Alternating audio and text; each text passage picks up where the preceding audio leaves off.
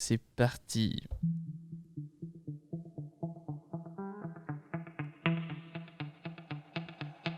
Tout le monde bouge la tête.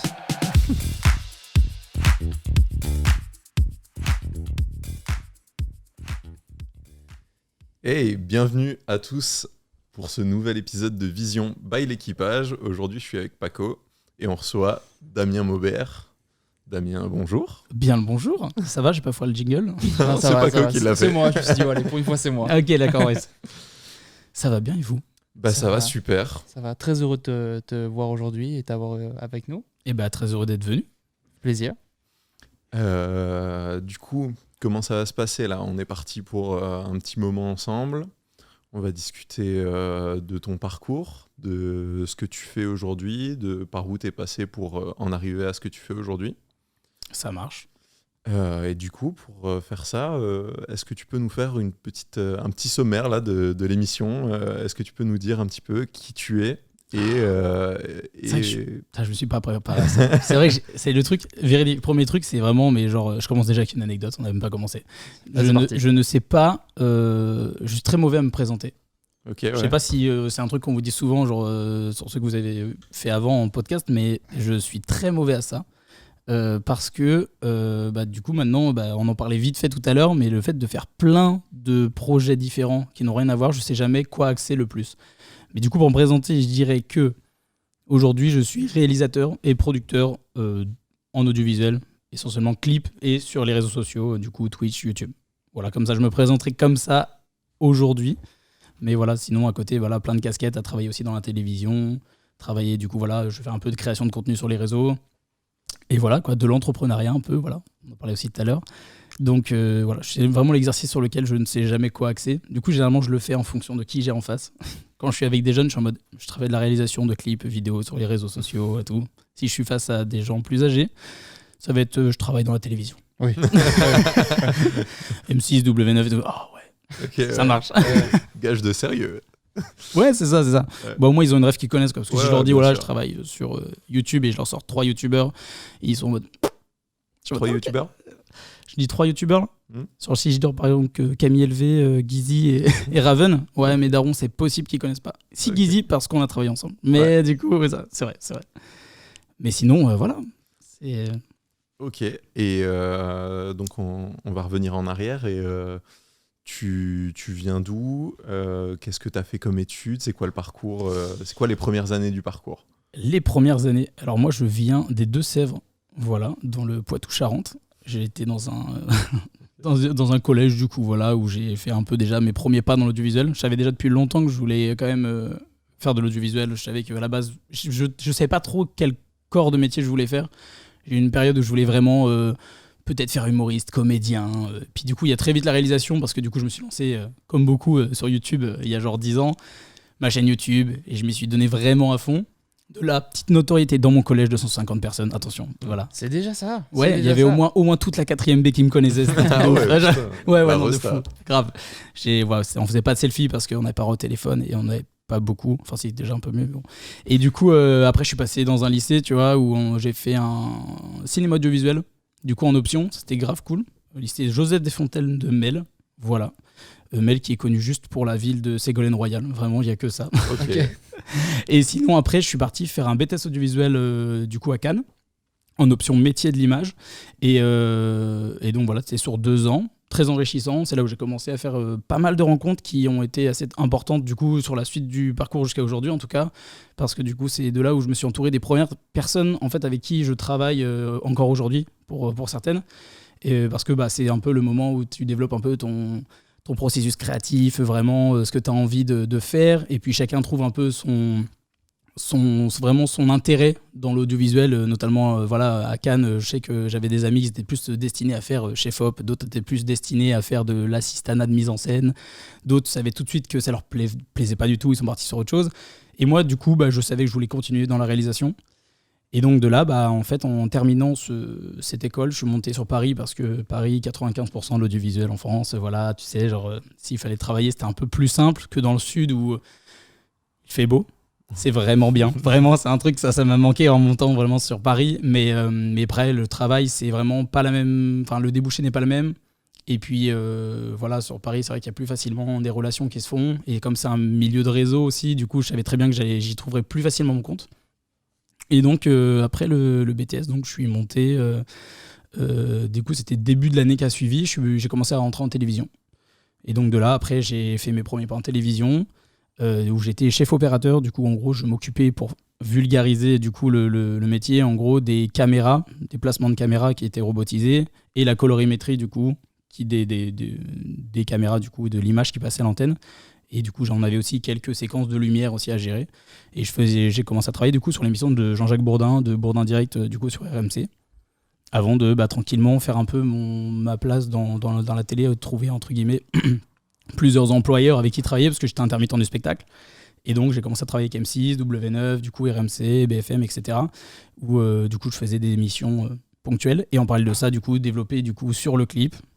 Le clip du coup que j'ai réalisé pas mal de clips qui ont marché de plus en plus jusqu'à aujourd'hui, du coup monter ma société de production, produire et pour terminer du coup me développer sur les réseaux sociaux, coup de tête, une envie aussi et voilà.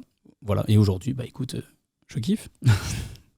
Et du coup quand tu commences à faire des clips, comment ça fonctionne au début? Tu prends des cachets d'intermittent ou Au début, je ne gagne rien. Ok. Au début, je ne gagnais rien du tout. En fait, à la base, vraiment, je voulais vraiment aller vers la fiction. C'est vrai que je ne l'ai pas dit ça, mais à la base, j'avais comme l'envie de beaucoup, c'était déjà sortir de BTS. Je voulais faire des études longues à la base, donc je voulais aller plutôt vers des grandes écoles, genre la Fémis ou Lumière. Et en fait, le fait de trouver du travail rapidement, je me suis dit, bon, ok, on verra. Je vais me donner une année, je vais voir si ça marche le travail. Et comme j'ai dit avant, du coup, la télévision, ça a bien fonctionné. L'avantage de la télévision, c'est qu'on t'appelle souvent. Donc, j'ai pas eu à me soucier de mes heures d'intermittence. On parle souvent des 507 heures à effectuer. Et du coup, j'ai fait mon intermittence rapidement, ce qui a permis aussi de me libérer l'esprit pour développer des projets personnels. Et donc, le clip, c'est arrivé très rapidement et un peu sans que je le veuille parce que j'avais vraiment cette envie, moi, à la base, de me développer en fiction et vraiment faire beaucoup de courts-métrages, écrire et puis essayer de me développer vraiment dans le cinéma. Et en fait, c'est un ami de BTS qui était lui spécialisé en son, qui avait un groupe de musique dans le sud, Fallon Résonance, qui a contacté du coup mon coloc de l'époque, pour lui dire est-ce que tu serais chaud de faire mon clip.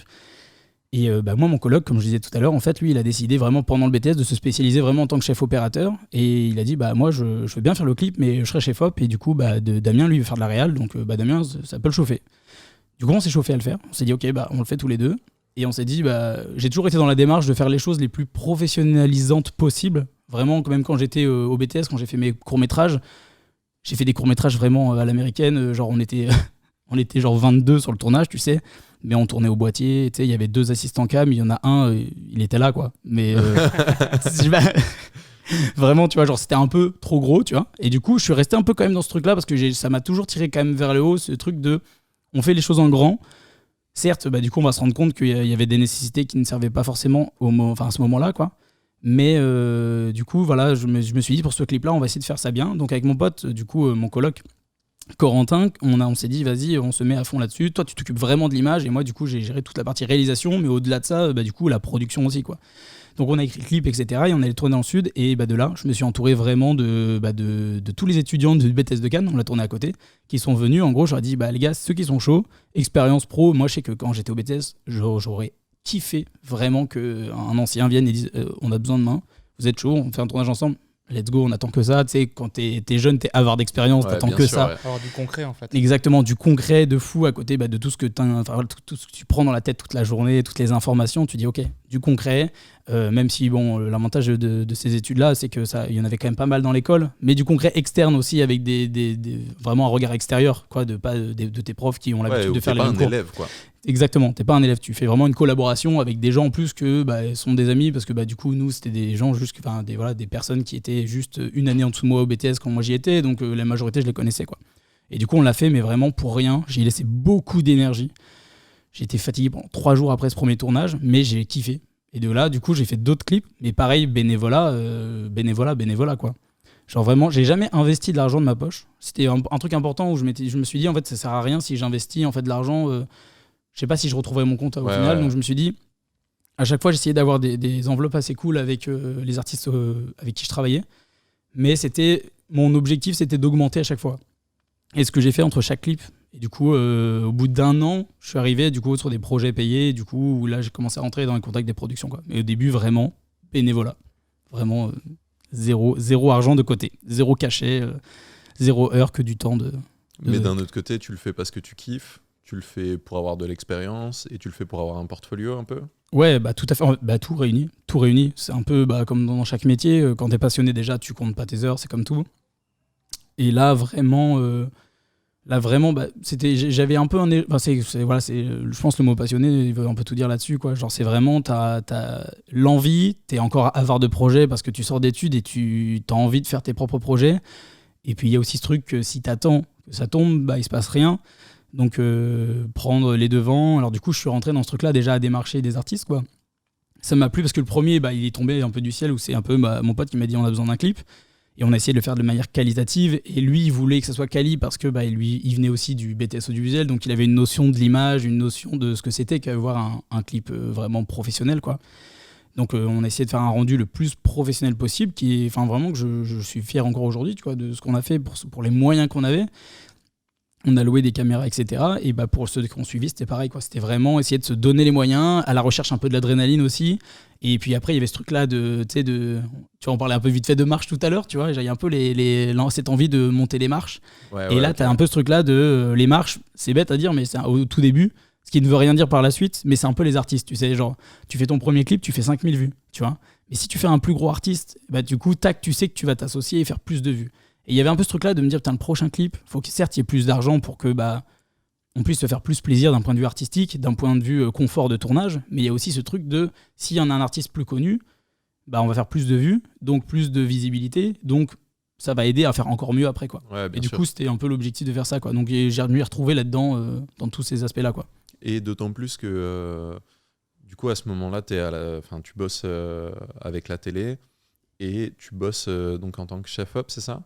Oui, c'est ça. Et du coup, tu es sur un métier qui est technique, alors qu'à la base, tu veux faire du créatif quand tu sors de BTS. Ouais, tout à fait, ouais. Donc ça t'offre cette possibilité-là de te replonger sur le côté créatif. Carrément. Ouais, bah c'est un peu mon échappatoire, on va dire. Ouais, bien sûr. Vois, même si en vrai, j'ai vraiment apprécié énormément travailler en télévision au début, parce que tu découvres un peu... Bah comme tout, il y a la théorie et la pratique, quoi. Ouais, c'est ça, tu découvres le Du coup, vraiment. tu sors d'école et t'es en mode waouh, en fait, ok, c'est ça. Puis après, par la suite, du coup, aujourd'hui, c'est moins ce qui me passionne. J'aime toujours, mais c'est pas ce qui me passionne autant que bah, du coup, les productions que je peux faire à côté. Mais c'est un peu mon échappatoire à ça, où je me dis, bon, la télévision, c'est pas un endroit full créatif en tant que technicien. Mais les clips, à côté, je peux m'amuser, quoi. Ce qui est trop bien de trouver... parce que du coup, ça prend combien de temps pour que, entre sortie d'école et le début de ce truc ? Et bah, sortie d'école, du coup... alors, faut pas que je dise bêtises, mais en gros, sortie d'école, du coup, on sort en juillet. Et en gros, je suis rentré en télévision dès octobre, qui a suivi, en gros. Ok, ouais. Et de octobre, en gros... J'ai fait rapidement mes heures d'intermittence. C'était un peu ce qui me préoccupait le plus au début, c'est forcément faire mes heures pour avoir cette assise-là, de me dire, ok, maintenant j'ai mes heures, donc j'ai au minimum mon allocation, et si jamais je fais pas d'heures un mois, je sais que je vais quand même avoir un salaire pour payer mon loyer et tout ça. Et du coup, le premier clip s'est fait genre mars qui a suivi, quoi. Peut-être on peut faire une petite aparté sur le principe de l'intermittence. Et que tu expliques peut-être ce que c'est, ce que ça implique aux gens qui nous écoutent et qui ne savent pas. Et l'intermittence, en gros, c'est un régime qui est vraiment un régime vraiment exclusivement fait en France, créé en France, quoi. Il n'existe nulle part ailleurs dans le monde. Franchement, la France, on a vraiment de la chance d'avoir ce régime-là. Et en fait, on y adhère en travaillant un certain nombre d'heures à l'année. Donc, c'est ce qu'on appelle des cachets ou des piges. Et donc, c'est des employeurs qui ont besoin de nous. Voilà, donc il y a des employeurs. Donc là, ça peut être la télévision, ça peut être dans le cinéma, ça peut être dans la musique. Et donc, chaque fois qu'on va travailler donc, sur un cachet ou une pige, du coup, on exerce un certain nombre d'heures déclarées. Et donc, ça soit 8 heures, 12 heures. Et ces heures-là, du coup, sont cumulées en une année. Du coup, on a 1 an pour faire 507 heures. Si on fait ces 507 heures, ça nous débloque, du coup, nous ouvre l'accès du coup, à ce régime. Et en adhérant à ce régime-là, ça nous permet d'avoir chaque mois un minimum de revenus. Du coup, avec un taux qui est calculé en fonction de combien tu gagnes, etc. Il y a un calcul assez complexe derrière tout ça. Mais au moins, ça te vraiment garantit une certaine assise, du coup, financière, que voilà, ça va te permettre d'être sûr d'avoir un minimum un SMIC, que si tu gagnes un peu plus en faisant toutes tes heures déclarées, bah, tu vas pouvoir gagner un peu plus au minimum. Et après, du coup, bah, c'est la complexité après de l'intermittence, c'est que tous les ans, il faut renouveler ces 507 heures. C'est pas, tu les fais une année, c'est fini, quoi. Donc l'année d'après, tu dois refaire 507 heures pour continuer de garder... Oh là, pardon. Pour continuer de garder l'intermittence, quoi.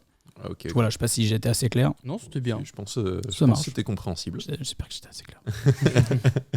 J'ai un peu déraillé à la fin. Moi, j'aimerais juste revenir sur quelque chose un peu que tu as dit un peu plus tôt dans le podcast. C'est t'es parti du coup en télé, etc. Mais en télé, genre, qu'est-ce que tu as pu retenir et qui t'a appris justement pour la suite?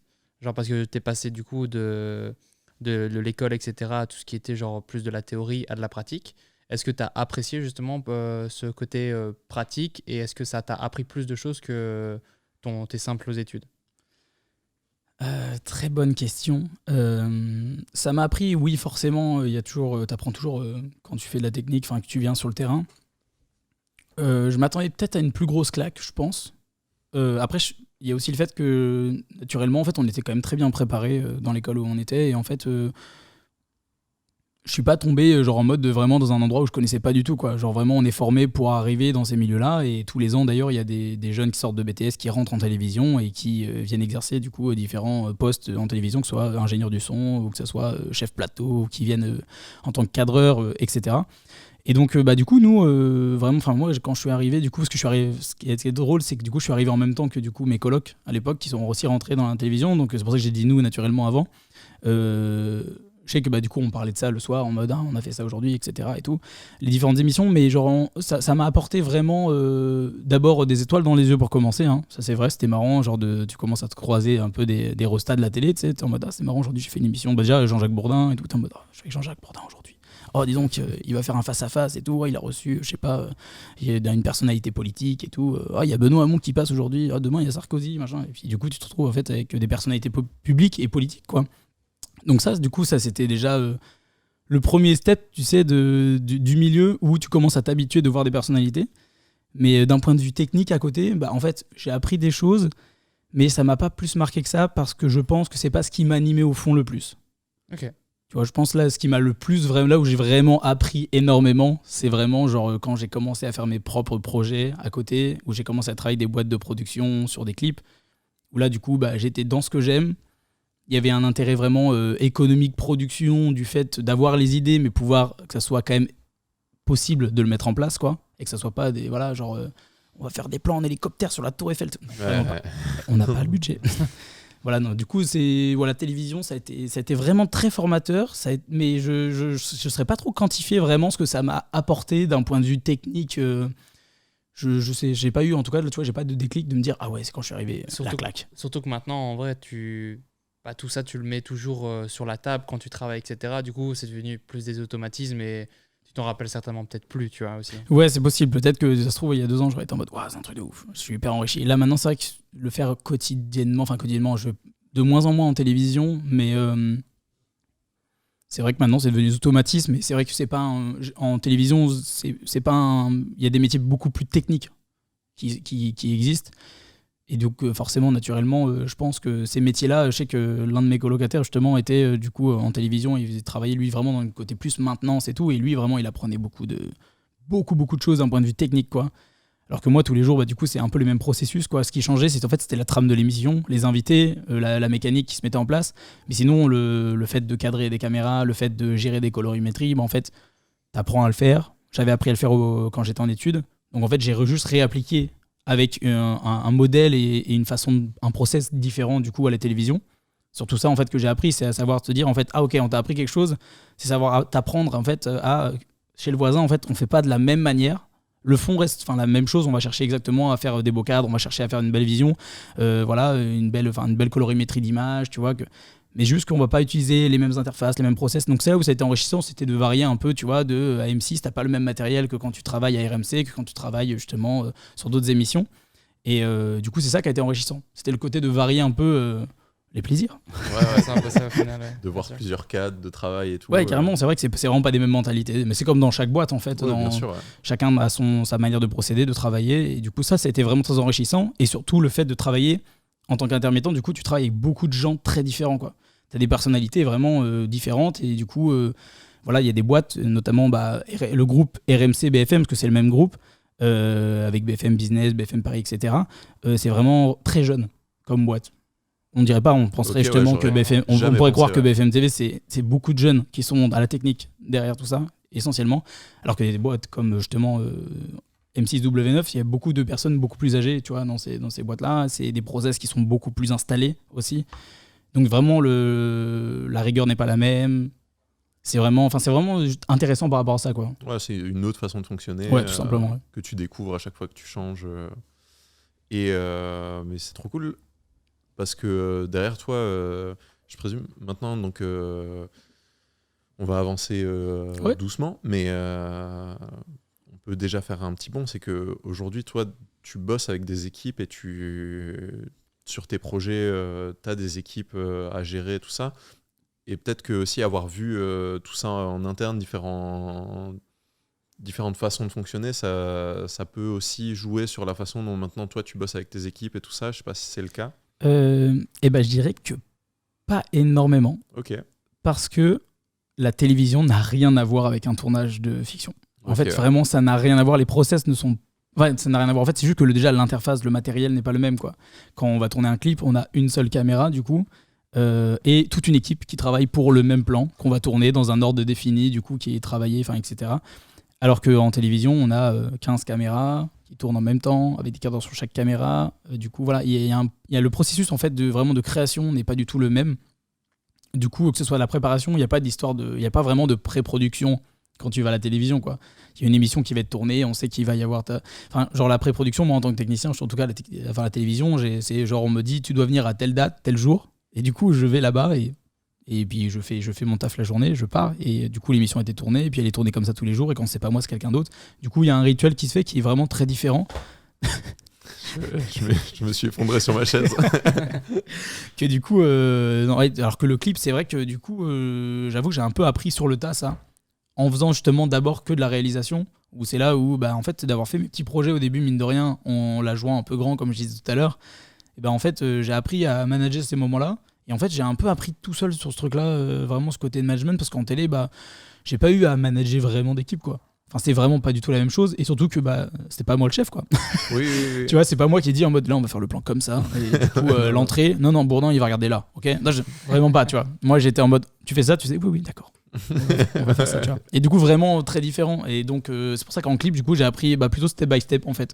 Simplement, arriver, voilà, des équipes qui grossissent au fur et à mesure, apprendre à déléguer aussi. C'est un peu compliqué au début, mais en fait, c'est hyper important et c'est génial. Du coup, moi, les premières fois que j'ai commencé à avoir un assistant réalisateur, déjà, je me suis dit, mais Damien, t'es qui Damien, t'es qui pour avoir un assistant réalisateur? Putain, mais après, il y a aussi le regard des autres aussi. Tu dis, putain, les autres de mon école, ils vont se dire, mais il se la pète, il prend un assistant réalisateur, machin, il prend les grosses équipes, il l'a fait à l'américaine, il n'a pas besoin, et tout machin. Tu sais, il y a le regard des autres un peu chelou aussi en sortant d'école, je sais pas pourquoi, il y avait un peu ce truc-là d'avoir peur qu'on te critique et tout. Puis après, tu dis, bah non, let's go. Puis après, tu prends un assistant réalisateur, tu fais, putain, mais c'est ouf, un assistant, ça me libère tellement de temps. Et je me consacre beaucoup plus à la technique. Puis après, naturellement, t'as un chef décorateur. Je me dis putain, mais avant c'est moi qui me faisais chier à apprendre tout, tu vois. J'ai essayé de faire un peu de déco, mais en fait, t'as un gars qui est spécialisé là-dedans, tu vois. Genre, avoir un ou une styliste en plus, avoir, tu vois. Et là, en fait, tu construis une équipe et en fait, tu te rends compte que déléguer, c'est hyper important. Et c'est vraiment comme ça que c'est naturellement fait mon management un peu, tu vois, l'apprentissage, quoi. Ça a été de faire. Et après, du coup, quand je suis rentré avec des boîtes de production, l'avantage, c'est que c'était chapeauté par des gens qui font de la production. Donc moi, je faisais la réalisation, je leur disais, moi, je voudrais ça. Je mets tout sur table. L'avantage d'avoir fait mes projets avant, c'est que je comprenais tout, je savais anticiper pas mal de choses et aider pour que la production se passe au mieux. Et après, du coup, naturellement, c'est là où je me suis dit, bon, je vais peut-être monter ma boîte de production aussi pour carrément prendre la main sur tout. Et après, gérer mes projets en entièreté, quoi. Et puis au final, c'est comme ça que c'est en déléguant que tu professionnalises aussi les rendus. Parce que tu peux pas être le meilleur dans tout et vraiment pas. Et même si tu l'étais, t'aurais pas le temps d'être le meilleur sur toutes les tâches sur un tournage. Donc il faut trouver les cracks qui vont te faire gagner du temps et te professionnaliser et Carrément. améliorer ton rendu. C'est là où tu fais avancer ton... En fait, ton c'est ça. truc. Enfin, du coup, il y a un peu la. En fait, j'ai très vite compris que je me sentais à ma place, tu vois, de faire de la réalisation. Je me sentais très à l'aise à l'idée de gérer des équipes, de mener un projet, de trouver des idées, de créer ce truc-là. Et comme là, avec la production, ça a suivi, ça s'est fait assez naturellement, en fait. Et du coup, je me suis dit, ok, je suis à ma place, quoi. Je me sens à ma place. Mais il faut que après, du coup, très vite, tu te dis, mais en fait, de toute façon, il y a des gens, ils sont à leur place à être chef décorateur. Il y a des gens, ils sont à leur place à être responsable stylisme, qui vont être chef op, etc. Et en fait, moi, c'était vraiment ce truc-là. J'avais envie de créer une équipe déjà qui soit très humaine, quoi, vraiment. C'est vraiment la base, ça part d'un cocon de potes, quoi. Qui, naturellement, c'est un peu compliqué. Naturellement, tu dois te séparer de certains potes ou quoi, avec qui ça marche moins bien, ça fit moins, alors que humainement, tu t'entends trop bien, mais professionnellement, ça va pas. Puis tu te crées une espèce de team, du coup, finalement, qui. De craquitos, tu vois, genre, t'es en mode let's go, quoi. En fait, on est trop bien, on est chaud, on en veut tous. Et en fait, moi, je suis à fond dans la réal, mais l'autre, il va être à fond pour essayer de faire une super image. Puis lui, il va faire des super lumières, il va tout penser pour que ça soit le plus optimisé. Puis là, j'ai mon autre coloc qui arrive et qui s'occupe de la machinerie, qui est spécialiste pour ça. Et puis du coup, il va nous ramener des grues. Enfin, tu vois, genre, et du coup, tu te crées une grosse team, quoi. Et c'est ça qui est hyper, déjà, là, ça se voit, je pense, mais ça m'anime de ouf. Déjà, de me dire qu'en fait, on est tous vraiment, tu vois, autour du même projet, on va dans la même direction, et c'est grâce à vraiment tous ces postes-là qui sont dans l'ombre, et pas assez cités souvent, tu vois, que tu dis, mais en fait, t'arrives à un résultat qui est monstrueux, quoi. Et du coup, ça m'animait pas mal, tu vois, et genre, je me dis, c'est ça qui est cool, c'est vraiment d'avoir cette fibre, tu vois, avec ton équipe, quoi. Et c'est pour ça qu'on s'appelle l'équipage. C'est exactement ça, c'est partir avec un groupe de potes et mener à bien des projets. Petite question là-dessus. Encore aujourd'hui, tu bosses avec certaines personnes de ton équipe de base Ouais, tout à fait. Je bosse toujours, notamment. T'as des petits big up à faire En fait, il y en a plein. Alors, par expérience, d'être passé déjà dans vite fait des émissions et tout, dès que je lâche un blaze, je sais que je vais en oublier d'autres. ouais. Donc du coup, je sais qu'en tout cas, ils se reconnaîtront en tout cas. Mais en tout cas, je peux en dire en tout cas, il y a Corentin Ferrero qui est mon chef op, du coup, avec qui j'ai travaillé sur énormément de projets, voire quasiment l'entièreté, qui du coup, c'est avec lui que je parlais tout à l'heure, le premier clip que j'ai fait, c'était mon coloc. Et on est lancé sur ce projet-là. Et du coup, on s'est accompagné tout au long.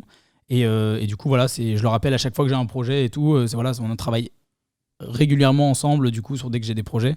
Et après, il y a eu plein d'autres personnes avec qui j'ai travaillé. Et il y en a certaines qui sont parties à l'autre bout du monde actuellement. Du coup, on travaille un peu moins ensemble.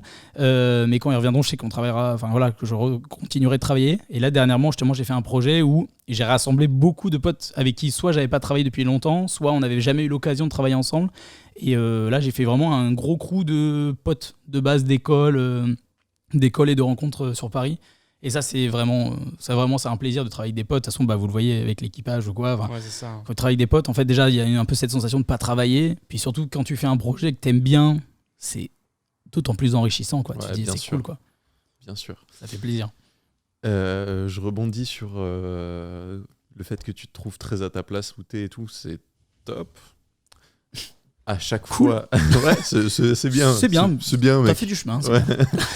Mais il y a un point qui revient souvent dans les podcasts, c'est le sentiment, le syndrome de l'imposteur et tout. Est-ce que c'est un truc que tu as réussi à esquiver de la façon dont t'en parles ou pas du tout, comme tous les autres? Non, mais jamais le syndrome de l'imposteur, moi, ok. Non, moi, je suis un beau gosse. Ouais, je suis un beau gosse. Pas du tout. Oui, évidemment. Alors ça, tu vois, j'ai commencé à en parler tout à l'heure en parlant du regard des autres. Hein. Ouais. Je l'ai un peu introduit tout à l'heure sans le citer directement, mais oui, évidemment, syndrome de l'imposteur, vraiment, notamment dès que tu commences à faire tes premiers gros projets, quoi. Forcément, parce qu'en fait, du coup, c'est pas quantifiable en plus ce milieu-là et tout, genre tu sais pas trop, t'arrives sur un projet, t'es en mode ok, c'est cool. Est-ce que c'est normal que moi, en sortant d'école, un an après, j'arrive à faire ce projet-là, alors que je connais des gens que je rencontre, avec qui j'ai travaillé en télé, certains qui m'ont dit justement qu'ils aspiraient à faire de la réalisation de clips en parallèle, tu vois, et qui me disent ouais, ça fait 5 ans, je travaille et tout, ça va mieux, on a des projets, et toi tu te rends compte que écoute, tu touches du bois, au bout d'un an tu fais un très beau projet qui s'enchaîne avec un autre. Ouais, syndrome de l'imposteur énormément, surtout les 2 premières années. Aujourd'hui un peu moins, parce que tu sais, je me suis mis dans une sorte d'optique différente où je me suis dit en fait, tu sais, je pense à un déclic, c'est jusqu'au moment où tu arrives à avoir un déclic où tu dis en fait tout est possible, tout est faisable, et en fait il n'y a pas de règles. Et en fait quand tu te dis ça, en fait, let's go, quoi, il n'y a plus qu'à. Alors évidemment, je pense que demain, il suffit que je refasse un autre gros projet, je suis en mode, oh putain, quand même. Ouais, bien sûr. Évidemment, ça, je pense qu'on ne contrôle pas, mais ça aide en tout cas d'avoir ce déclic-là. Mais au début, ouais, totalement, quoi. Genre les premiers projets, gros syndrome de l'imposteur. Et surtout, peur des fois de dire, mais ça se trouve, je vais avoir une redescente énorme que je suis pas prêt, quoi. Genre vraiment, je me suis dit, genre les premiers projets, mais là, c'est cool, je suis dessus. Si je me foire, en fait, bah, c'est fini, quoi. La redescente peut être horrible. Et du coup, c'est ce que j'avais peur, mais en vrai, écoute, hein, comme tout le monde, de toute façon, on écoute des podcasts pour ça. Des fois, tu entends que les autres les ont, tu fais, c'est bon, ok, c'est normal. Et bon, bah, tu as commencé, j'allais te poser la question de comment on lutte contre, mais je crois que tu as déjà donné pas mal de pistes. Je sais pas si tu veux, contre, je sais pas. On vit avec un peu aussi. Juste, on ça, passe en fait. dessus, quoi. C'est ça, genre, c'est des trucs qui ça fluctue, en fait. Des fois, c'est là, des fois, c'est pas là. Genre, C'est ça. et c'est à chaque fois, quand on discute avec les gens, c'est à chaque fois ce qui ressort. Mais j'aimerais poser une question. Genre, tu te dis, genre, par exemple, il y a des gens, ça fait 5 ans qu'ils font ce métier-là.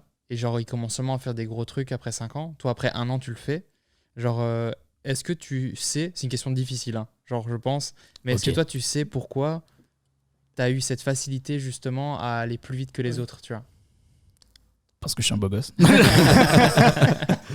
Non, vraiment pas. Non, là-dessus, tu vois, je pense... parce que ça, tu vois, c'est des discussions naturellement, surtout dans le milieu, naturellement, tu sais, on a tous déjà parlé de ça en off, sans forcément, tu vois, en parler en podcast et tout, on en a tous 1000 fois parlé. Je pense que déjà, pour rassurer certaines personnes, genre, il y a vraiment... Chacun a sa temporalité, tu vois. Genre, je pense qu'il y a des gens, ils vont faire des choses très vite, ça va très vite marcher. Et ça se trouve, voilà, dans 5 ans, ça marchera plus, ou ils voudront faire autre chose. Et il y en a d'autres, bah, ils prennent leur temps et ils vont peut-être mettre 5 ans à faire des choses, mais tant qu'ils sont en accord avec eux-mêmes, de toute façon, c'est ça qui est surtout le principal.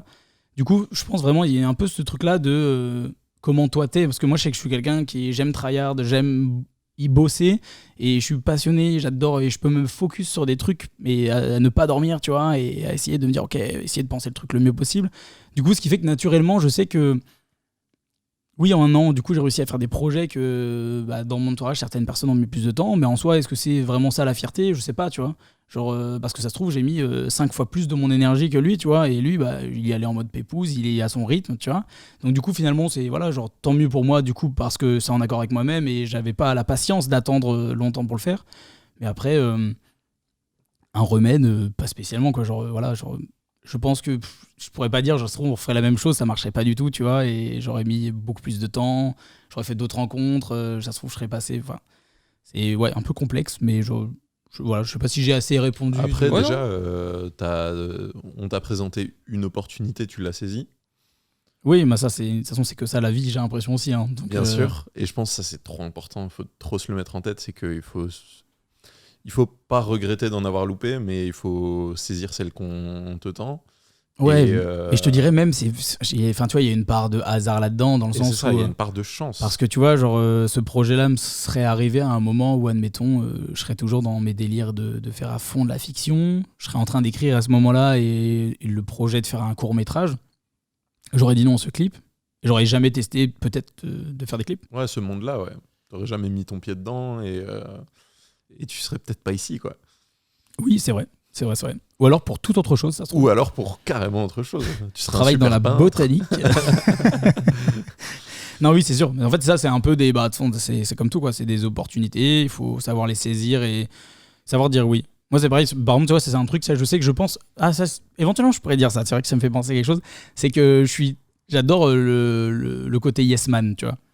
Ok. Et moi, c'est un truc, genre... Évidemment, il y avait le film avec Jim Carrey, tu vois, Yes Man. Quand j'ai vu ça, je me suis dit, putain, c'est trop drôle, tu vois, j'adore. Et pourquoi j'ai vu ce film-là, c'est parce que quand j'étais au collège, depuis que je suis tout petit, on me dit tout le temps que j'ai un faciès de Jim Carrey.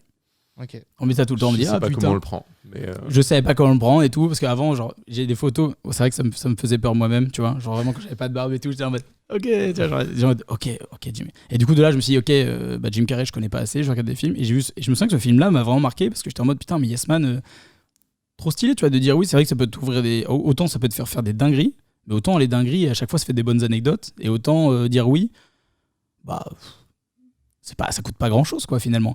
Et en fait, j'avoue que je suis pas mal rentré là-dedans, et encore aujourd'hui, souvent, mes amis, je pense, pourraient rigoler en entendant ça, parce que du coup, c'est vrai que je suis un peu du style à dire oui tout le temps, quoi. Genre, je sais pas dire non quand on me propose des choses, même ce que ce soit de sortir, des fois, genre en mode non, d'accord.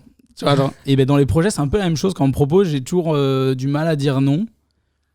C'est un truc sur lequel j'ai bossé par la suite, tu vois, parce qu'il faut pas dire oui à tout non plus, tu vois. Ça, c'est un truc pareil. Au bout d'un moment, quand tu commences à avoir des projets, faut faire attention et tout, faut pas t'aventurer dans le truc. Mais au début, je pense que c'est hyper bénéfique. Quand tu arrives dans un milieu que tu connais personne, bah finalement, si demain on te dit ouais, tu veux aller cadrer sur tel truc, je suis pas cadreur moi. Bah dis oui, tu vois, genre évidemment, faut pas se mettre en danger et faut pas mettre en danger la personne qui t'appelle pour certaines compétences si tu sais pas du tout le faire. Mais moi, ça m'est arrivé de dire oui sur des projets. Je me suis dit ça va passer, hein. Et rien n'empêche de dire alors oui, mais je sais pas le faire. Oui, c'est clairement en mode genre alors oui, là tu veux un cadreur, oui, alors OK, oui, alors je suis pas spécialisé pour ça. Bon, la cadreur c'est pas le bon exemple par rapport à moi, tu vois, mais genre demain tu me dis oui, j'ai besoin de quelqu'un pour faire la perche pour le son, truc, je suis en mode waouh, le son moi je maîtrise pas. Ah, il faudra juste tenir la perche. OK, bon, je viens, tu vois. Et en fait, tu sais jamais ce qui peut se passer. Tu vas aller sur ce tournage-là, tu vas rencontrer le gars qui va te faire bosser et toi, tu vas être cadreur et qui va te faire bosser un cadreur après, tu vois. Ou inversement sur d'autres trucs et tout. Enfin bref, c'est pour ça que le oui, je pense, il peut être hyper bénéfique. Du coup, les fans de Vision auront un espèce de déjà vu parce que j'ai tenu le même discours mot pour mot il y a quelques épisodes avec Lucas Laclanche pour exactement la même raison. Je suis fan de cette mentalité dire oui, et j'ai cité le même exemple de... Mais non. Vous voyez le film Yes Man. Donc, et ben voilà. Donc je te rejoins à 1000%. Ouais, je te voilà. rejoins à 1000% là-dessus. Je trouve que c'est trop important. Ça peut qu'amener du bon. Au pire, si ça se passe mal, ça te fera une super anecdote. Si ça se passe bien, c'est une super rencontre, un super truc. Grave. Tu sauras là où il faut pas redire oui. Oui, c'est ça aussi, tu vois. Et au c'est pire, que de l'expérience, en fait. Ouais, c'est ça, c'est de l'expérience. Et en vrai, il faut avoir de l'expérience. C'est toujours enrichissant, quoi. Ouais, bien sûr. Et du coup, genre maintenant, on a parlé des clips, on a parlé aussi la télé, etc. machin. Là, ici, tes prochains projets, etc., je sais pas si tu peux nous en parler. Oui, bien sûr. Ouais. Bah là, du coup, j'ai un projet. Du coup, maintenant, je viens plus sur le web. En fait, du coup, j'ai fait de la production clip, comme je disais. Et là, naturellement, en fait, il y a 10 ans, je vous disais, je faisais des vidéos YouTube. Du coup, vraiment, j'ai toujours adoré ce milieu-là. Je le consomme. YouTube, Twitch. Et là, du coup, j'avais vraiment envie de travailler dans ce milieu-là. Vraiment, à travailler avec des YouTubeurs et aller vers... naturellement des grosses personnalités pour essayer de faire des gros projets. Justement, j'avais envie vraiment de participer un peu, tu sais, genre à créer le YouTube de demain, tu vois. J'ai un peu ce fantasme, cette envie-là, tu vois, depuis longtemps de me dire arriver à me hisser le plus haut possible que je puisse, tu vois, essayer d'aller travailler avec des YouTubeurs qui sont déjà en place, qui ont envie de se développer sur des nouvelles émissions, des concepts. Mettre ta pierre à l'édifice, quoi. Exactement, et je sais que genre... comme moi c'est la même chose sur un clip où je sais que grâce à toute mon équipe on arrive à faire quelque chose de beau, mais je sais que il y a des youtubeurs, des streamers qui ont besoin justement de personnalités, justement de réalisateurs, tu vois, et de producteurs qui sont capables de leur dire ok, typiquement là on l'a vu avec le GP Explorer de Squeezie, tu vois, genre Squeezie il avait envie de faire ça, il en a parlé à ses amis, il y a un de ses amis qui fait de la production qui s'est dit ok, et puis du coup ils ont travaillé avec une société un prestataire technique et tout, et ça s'est mis en place, quoi. Et en fait c'est juste voilà, tu vois, il suffit d'aller trouver les bonnes personnes pour, et je sais que j'ai un profil du coup aujourd'hui qui en fait est recherché par pas mal de créateurs qui ont envie justement de se développer et faire des projets. Et donc là dernièrement là justement je viens d'arriver tout juste un peu sur des projets YouTube, enfin je vais arriver prochainement du coup parce que là mi-décembre là il y a un projet que j'ai réalisé et produit du coup pour Magla qui du coup arrive sur YouTube. Et du coup voilà, donc c'est un concept du coup qui est de divertissement, type du coup ce qu'on peut voir sur les réseaux avec Squeezie ou des Théodore, Mastu, etc. Et du coup voilà, qui sort mi-décembre, et ça c'est des projets justement que je suis content de produire, réaliser, parce que c'est un peu des premiers pas, et c'est comme tout, voilà, premier pas, ça permet d'ouvrir la porte à de nouvelles opportunités sur les réseaux, et moi c'est un endroit que j'adore, quoi, vraiment, parce qu'il y a le côté, là je vois la différence avec la télé, tu vois. Il y a vraiment le truc où certes on n'est pas sur les mêmes codes encore. Il y a certains codes qui naturellement sont en train de se relier d'un point de vue technique, parce que c'est la bonne façon de faire. C'est la bonne façon sur l'éditeur. En fait, c'est l'éditorial qui doit être différent, c'est ça, on va dire, sur la partie le traitement. Après, la façon technique, le process technique, il y a des choses qui sont en place qui fonctionnent très bien et tout. Donc voilà, du coup, il y a un peu un lien, et moi je suis un peu le pont entre les deux, où j'ai envie de produire des projets avec des youtubeurs, des personnalités de Twitch, mais en gardant les codes du web, parce que j'ai grandi avec, quoi. Niveau qualité télé, mais avec code web. C'est ça. en essayant de faire un bon juste entre deux, sans que ça leur coûte non plus le coût d'une émission télé, parce que du coup c'est un équilibre entre tout, entre les retombées, entre ce que ça coûte, entre du coup les vues. Mais j'aime bien ce créneau-là, et du coup dernièrement avec Magla là, j'ai hâte que ça sorte, de voir ce que ça va donner.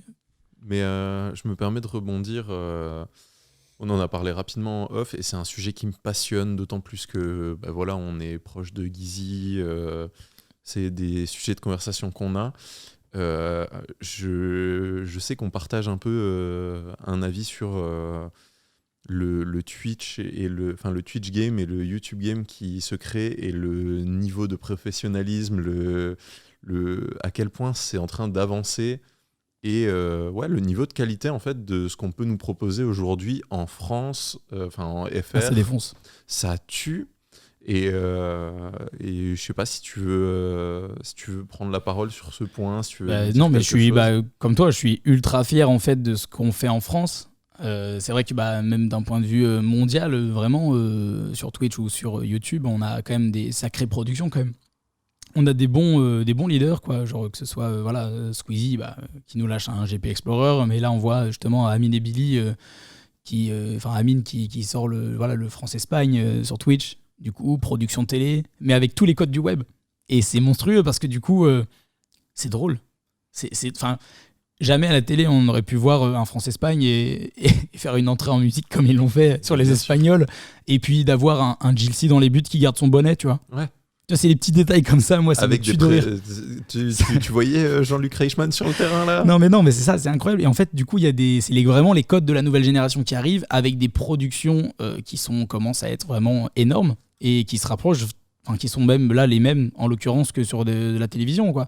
Ça se joue peut-être à des questions de budget, il y a moins de caméras, il y a moins de, tu vois, l'équipe est peut-être pas aussi grosse, mais on s'en approche, et du coup je suis hyper fier de ça. Et sur ce que je disais avant, justement, j'ai vraiment envie de participer à ça, à un peu arriver avec des grosses productions et faire qu'en fait tout simplement YouTube se professionnalise plus qu'il n'est déjà, parce qu'en vrai YouTube est déjà, il y a des gens qui vivent énormément de YouTube, et c'est déjà professionnel, mais le professionnaliser d'un point de vue qui est vraiment des émissions qui se mettent en place, qu'on peut appeler émissions, quoi. On commence déjà à le dire ça, quoi. Évidemment il y a déjà des émissions qui sont vraiment en tant que telles, qui ont des codes de télé, notamment le QG par exemple avec Guillaume Play, qui est totalement une émission en fait qui est télévisée mais sur internet.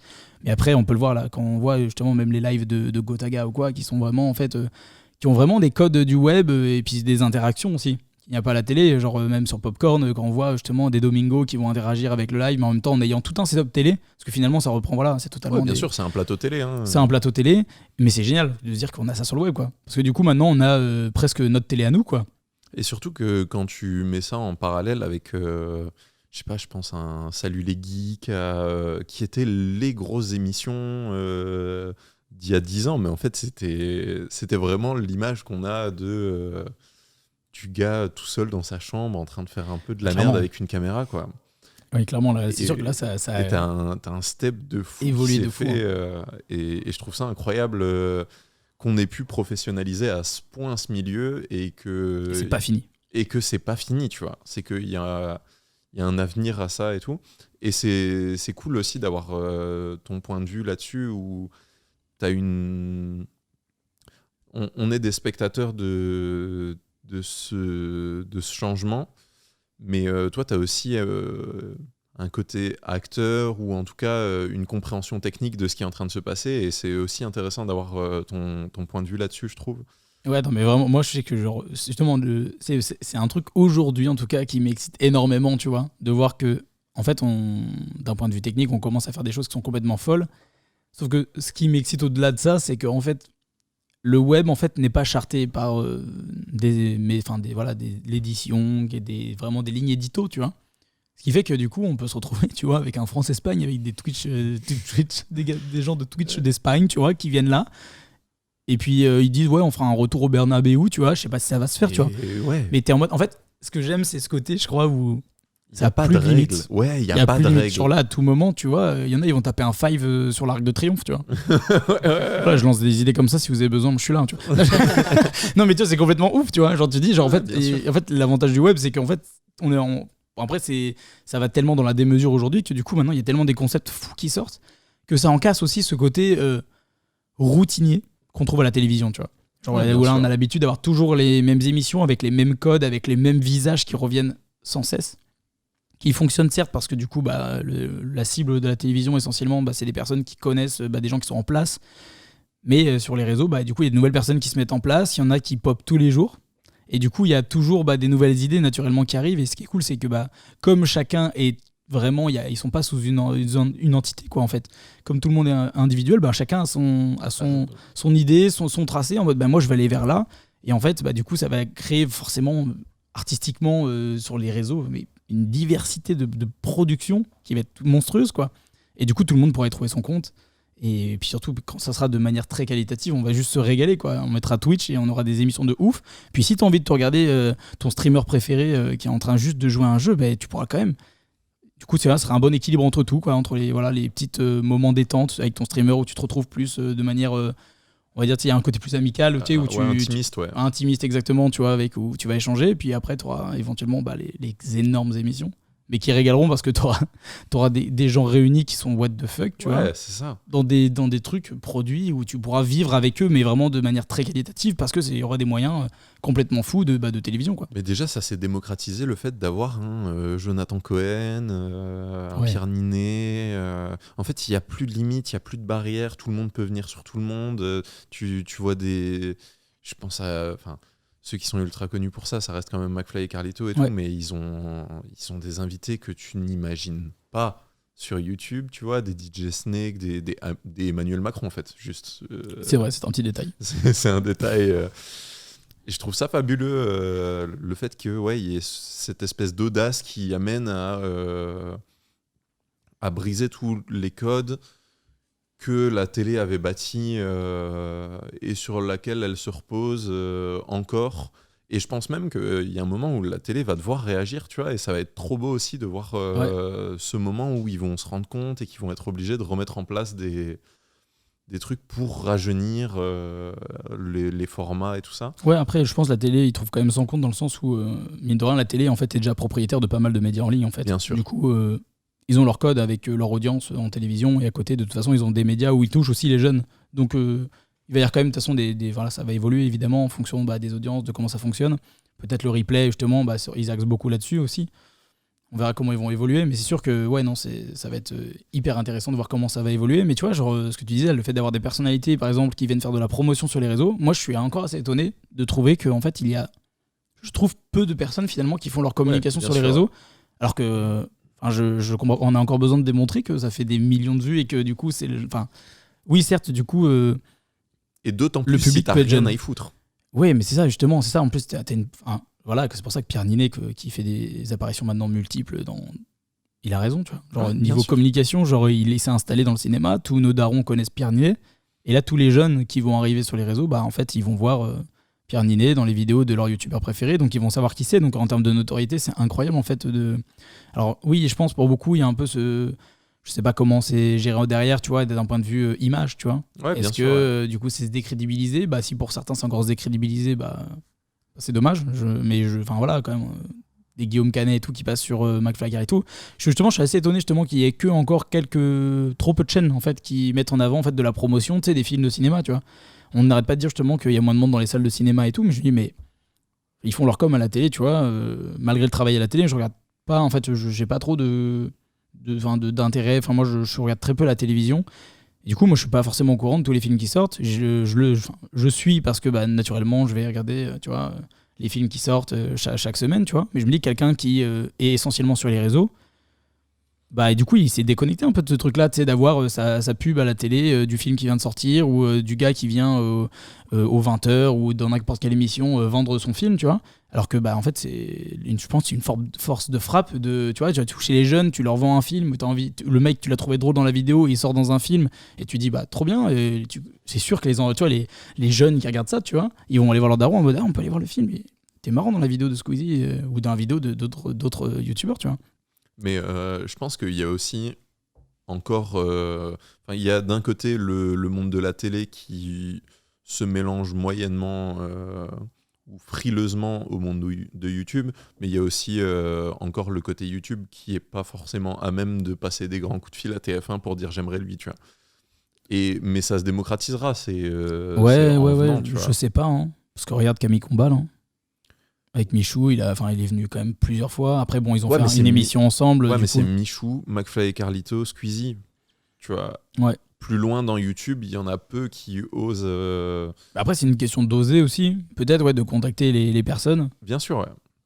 Mais de toute euh, façon, ça va aller en s'améliorant. Et le fait qu'il y ait des connexions qui existent déjà, ça va faire qu'améliorer les choses. Bah, Et c'est pour ça, et je pense qu'il va y avoir une connexion à un moment plus évidente entre la télé et YouTube, même si c'est déjà un Ouais, début, mais de toute façon, en fait, tout va être lié avec tout ça. En fait, le fait que.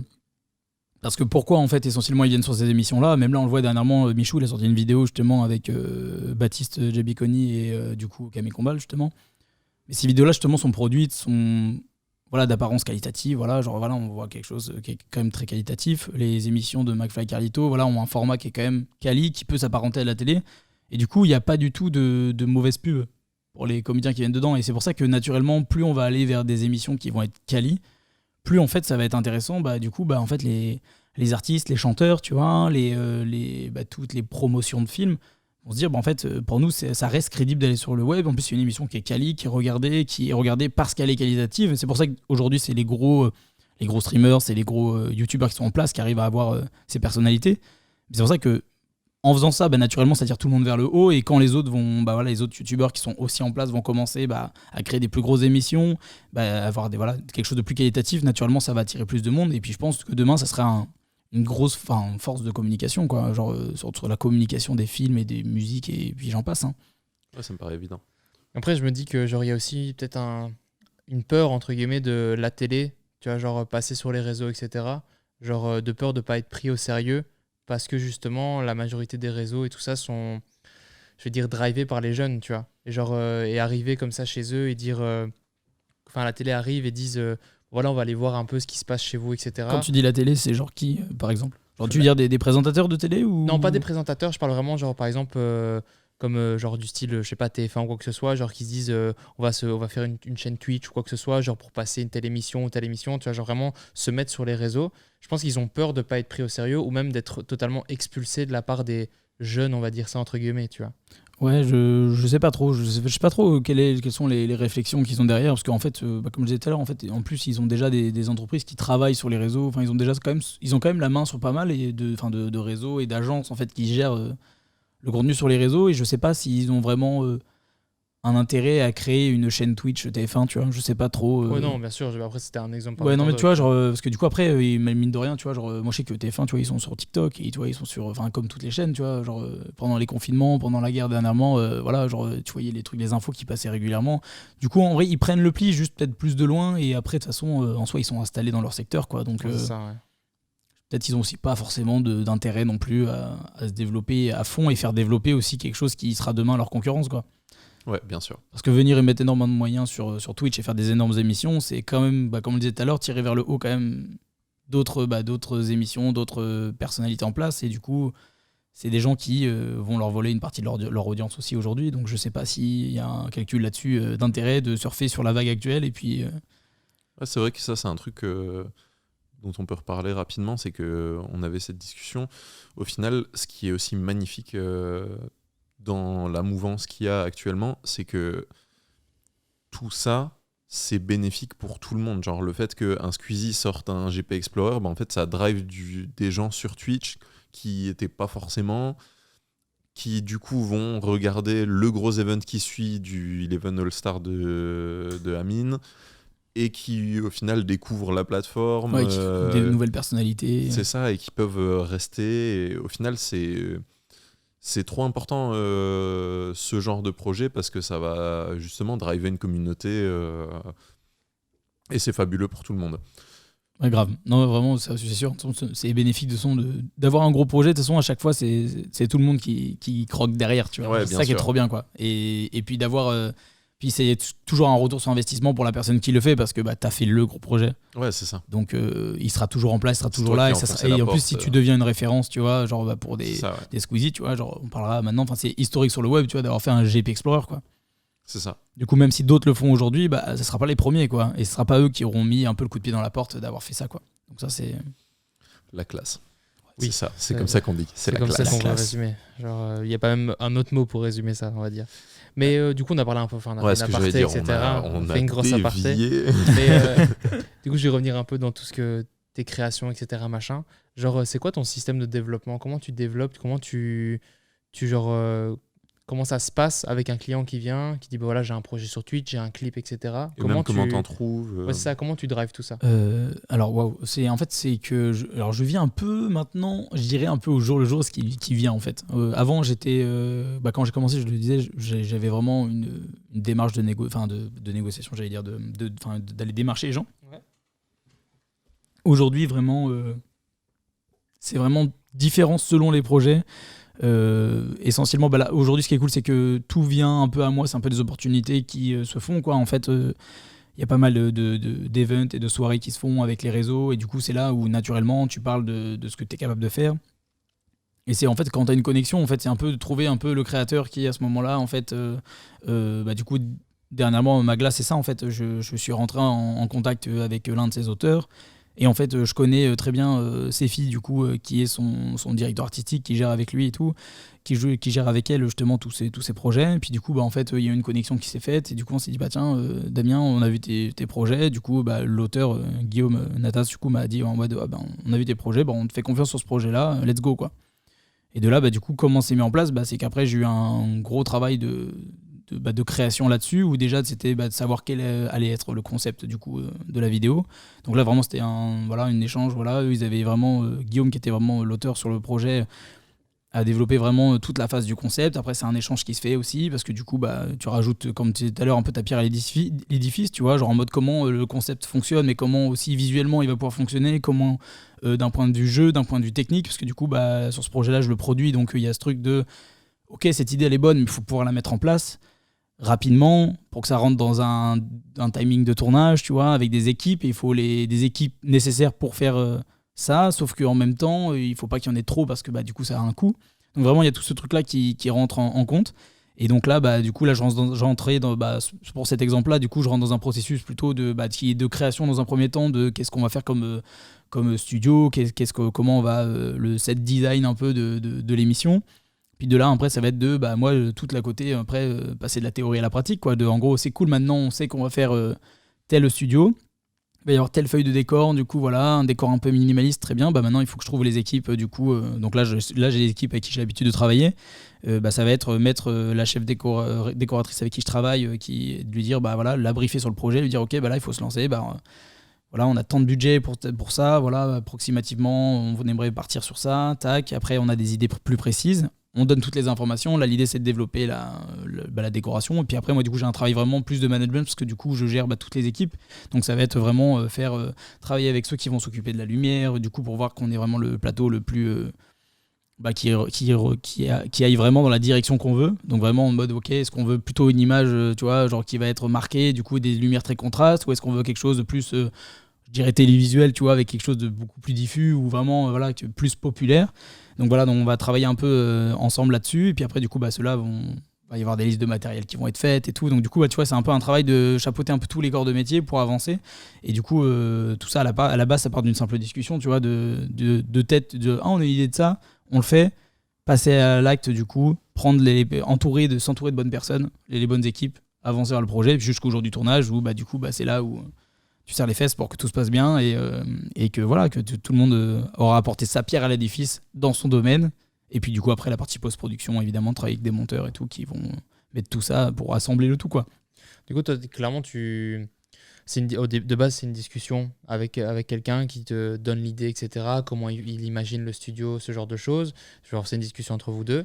Ouais, en fait, là, tu vois, c'est que ça fonctionne vraiment de manière différente selon chaque projet, tu vois. Genre là, ça va être ça, quelqu'un va avoir des idées, quelquefois sur d'autres projets, c'est plus en mode, on me demande si j'aurais pas des idées de concept, et des fois, on me dit, moi, j'aimerais aller partir sur un concept, je sais pas, un concept d'imposteur, et du coup, t'es en mode, ok, écoute, on en discute, puis quelquefois, ça va être juste des conversations Instagram ou WhatsApp qui vont durer des mois, tu vois, et qui soit ne vont jamais aboutir, peut-être, tu vois, et qui aboutiront peut-être dans 2 ans. Et d'autres qui finissent par aboutir en mode ok, on a l'idée, ok, maintenant est-ce qu'on peut avoir le budget là-dessus, tac, ok, et de là après ça s'enclenche à partir du moment où tu as les idées et que tu veux le faire. Moi je sais que je suis capable de le faire, donc du coup on y va, tu vois. Et du coup, ça, c'est vraiment un processus plus, je dirais, sur Internet, sur tout ce qui va être sur Twitch, sur YouTube. Tu vois, c'est soit un travail de création auteur, du coup, de créer des concepts, les développer pour aller jusqu'au bout, soit ça va être vraiment quelqu'un arrive avec un concept déjà et c'est en mode comment on fait pour le mettre en place. Et là, du coup, je vais avoir plus la partie production et réalisation pour mettre en place du coup toutes mes équipes, faire le truc et réaliser le projet pour que du coup il leur convienne quoi, le plus possible et qu'il me convienne aussi du coup dans la façon de réaliser. Donc ça c'est vraiment un truc plus propre au réseau. Quand c'est dans du clip, ça dépend vraiment. Genre dernièrement là j'ai fait un clip justement là, qui sort dans 2 jours là, qui est avec Saint Graal. Je fais un coucou s'il écoute. Et du coup on a fait un clip avec Saint Graal. Lui on s'est très bien entendu. En fait on est devenus amis en fait suite à des soirées, tu vois, il y a vraiment c'était quoi, il y a 1 an et demi, 2 ans. Et en fait de base on est devenus juste potes comme ça. Il était dans la musique, je faisais de la réal. Évidemment il y a une connexion qui est assez naturelle où tu dis tu fais de la réal, je fais de la musique, on pourrait travailler ensemble en fait. Attends, mais c'est exactement les profils qu'on recherche. Moi aussi, c'est étonnant, tiens. Du coup, tu vois, genre là, tu parles de ça. Après, évidemment, nous, on avait parlé de tout ça. Puis en fait, lui, il était vraiment en indé. Du coup, il y avait les problèmes de budget et tout. Parce que naturellement, quand tu commences à travailler de plus en plus, moi, je suis arrivé sur des productions plus grosses, donc des budgets plus conséquents. Donc au début, il n'était pas question qu'on puisse travailler ensemble. On s'était toujours dit, on verra plus tard. Et puis, tu vois, genre là, c'est un exemple typique de projet qui revient 2 ans après où c'est en mode, Damien, c'est bon, maintenant, ça va mieux, je suis avec un label éventuellement, tac, ça va se faire et tout, on a un budget, est-ce qu'on peut écrire? Et là, du coup, là, une proposition de scénario, je vois avec lui, je lui fais la proposition de scénario, salut bot, tac, on y va, et je réalise et j'ai produit ce projet-là aussi. Donc là, tu vois, c'est une démarche un peu différente où ça met du temps et en fait, ça part encore une fois d'une discussion avec quelqu'un.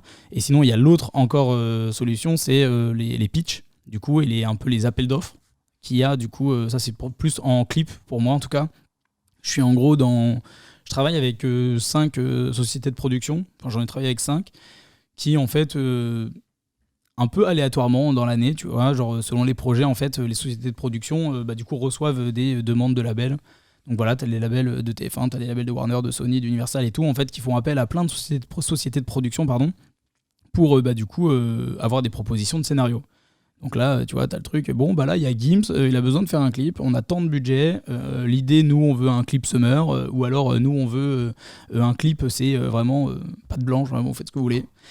Et du coup, de là, ils envoient à toutes les sociétés de production, et chaque société, du coup, choisit, en gros, dans les réals, parce que chacun a un peu un catalogue, il y en a certains, ils ont des réals en exclusivité, qui travaillent que chez eux, et il y en a, comme moi, tu vois, qui sont dans plusieurs agences. Et comme c'est des réseaux différents, tu vois, tu peux avoir des projets, tu vois, plus de clips de rap dans certaines sociétés de production, dans d'autres ça va être plus populaire, dans d'autres ça va être international, ça dépend. Et de là, quelquefois ça m'arrive de recevoir, tous les mois, voilà, je reçois des propositions, on me dit, tiens, il y a tel artiste qui veut faire un clip, il y a tant de budget, est-ce que ça t'intéresse de proposer un scénario? Et de là, si ça m'intéresse, je propose un scénario, donc je fais un mood board. Du coup, moodboard, voilà, c'est vraiment, j'écris le scénario, je mets tout en images pour être le plus explicite possible sur ma vision du projet et comment je vois le clip. Et de là, en fait, si c'est validé, là, tu vois, le dernier exemple en date que j'ai, c'était du coup le dernier clip que j'ai fait avec Offenbach. Là. En gros, j'ai été contacté par une société de production qui, pareil, cette société de production, pour travailler avec elle, ça s'est fait juste tout simplement d'une simple discussion à la base. Pour l'anecdote, c'était juste ma copine qui était en cours de communication et elle a eu un intervenant dans l'année qui était un producteur. Elle est allée le voir à la fin du cours en mode hey, mon copain, il fait de la réalisation. Il a fait oui, très bien. Il entend ça tout le temps, tu vois. Et en fait, exactement, c'était en mode allez, bonne soirée.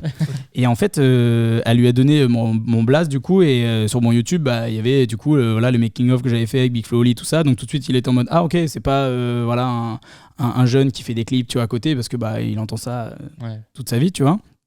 Et du coup, de là, ça l'a intéressé. On est rentré en contact, on s'est rencontrés. Il dit, en fait, ça m'intéressait énormément de travailler ensemble. Je fais, ok. Et puis, tu vois, il s'est passé vraiment 8 mois, rien. Et puis, je crois que c'était mars dernier, mars ou avril dernier, je reçois un message, un appel du coup de lui qui me dit, Damien, j'ai une proposition de projet. J'aimerais bien te faire pitcher sur ce projet-là. C'est Offenbach, voilà, ils font un son. Est-ce que tu serais chaud et tout? Du coup, je me suis dit, allez, let's go, je me lance et tout. Et du coup, j'ai fait une proposition de scénario. Et de là, je sais que, en gros, il y a plein de sociétés de production. Il y a une quinzaine de scénarios qui sont envoyés, tu vois. Donc là, après, les labels, ils choisissent, tu vois, ils sont en mode OK. Et puis, du coup, 3 jours après, ils m'ont rappelé en mode, on a eu un coup de cœur, trop bien, c'est ce qu'on voulait exactement. Et bam, ça part, ça s'enclenche. Et là, du coup, je travaille avec une société de production. Et dans ce cas-là, moi, je suis juste dans la posture de réalisateur où je vais essayer d'appliquer au maximum, en gros, le moodboard que je leur ai vendu, quoi. En gros, c'est vraiment, après, faire mon découpage. monter mon équipe quand même, dire à la production, bah moi je travaille d'habitude avec tel chef op, je travaille avec tel chef déco, elle est pas dispo, j'en ai pas d'autres, donc là la production va m'en proposer, travailler avec les stylistes, voilà, enfin toute l'équipe. Et donc là après du coup moi j'ai vraiment un travail juste de réalisateur là-dessus où je vais jusqu'à la bonne fin du projet, superviser la post-production et jusqu'à du coup à la sortie du clip. Donc tu vois, c'est 3 vraiment façons différentes, mais tout part souvent à la base d'une discussion. Mais du coup, peu importe un peu le mode de fonctionnement, aujourd'hui, ton métier, c'est à la base une création et par la suite, chef d'orchestre d'une grande équipe. Ouais, tout à fait. Mais moi, c'est ce que j'aime bien finalement, tu vois. J'arriverais pas à me satisfaire seulement en tant qu'auteur, je pense. Ouais, ok. Ouais.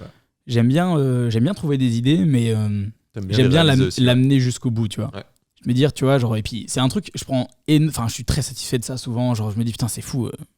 Je me suis dit que dans la vidéo qu'on a fait, je me dis, putain, c'est marrant, t'as une idée, tu te dis, putain, c'est marrant qu'on ramène une voiture dans le studio, tu vois. Et te dire que vraiment, 3 semaines après, t'es en tournage, il y a toutes les feuilles de décor qui ont été créées, t'as 20 personnes qui sont sur le tournage, et là, tu ramènes la voiture sur le studio. Puis t'es en mode, yes.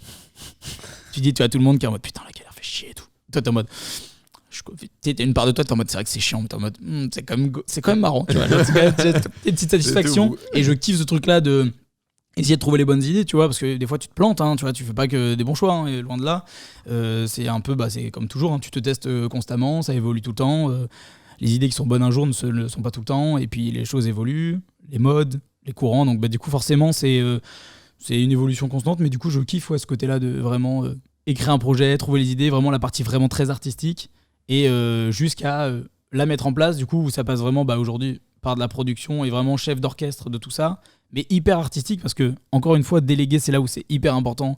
C'est que le fait d'avoir un directeur de production, une chargée de prod, des assistants de production, des assistants réalisateurs, un chef opérateur, un chef déco, en fait, ce qui est génial dans ça, c'est que je vais avoir une idée, je vais être en mode, attends, tel plan là, j'aimerais bien qu'il soit là, mais que derrière, il y a de la lumière qui bouge sur lui et tout. Du coup, je vais en parler au gars de la lumière, je dis, c'est trop bien, c'est trop stylé.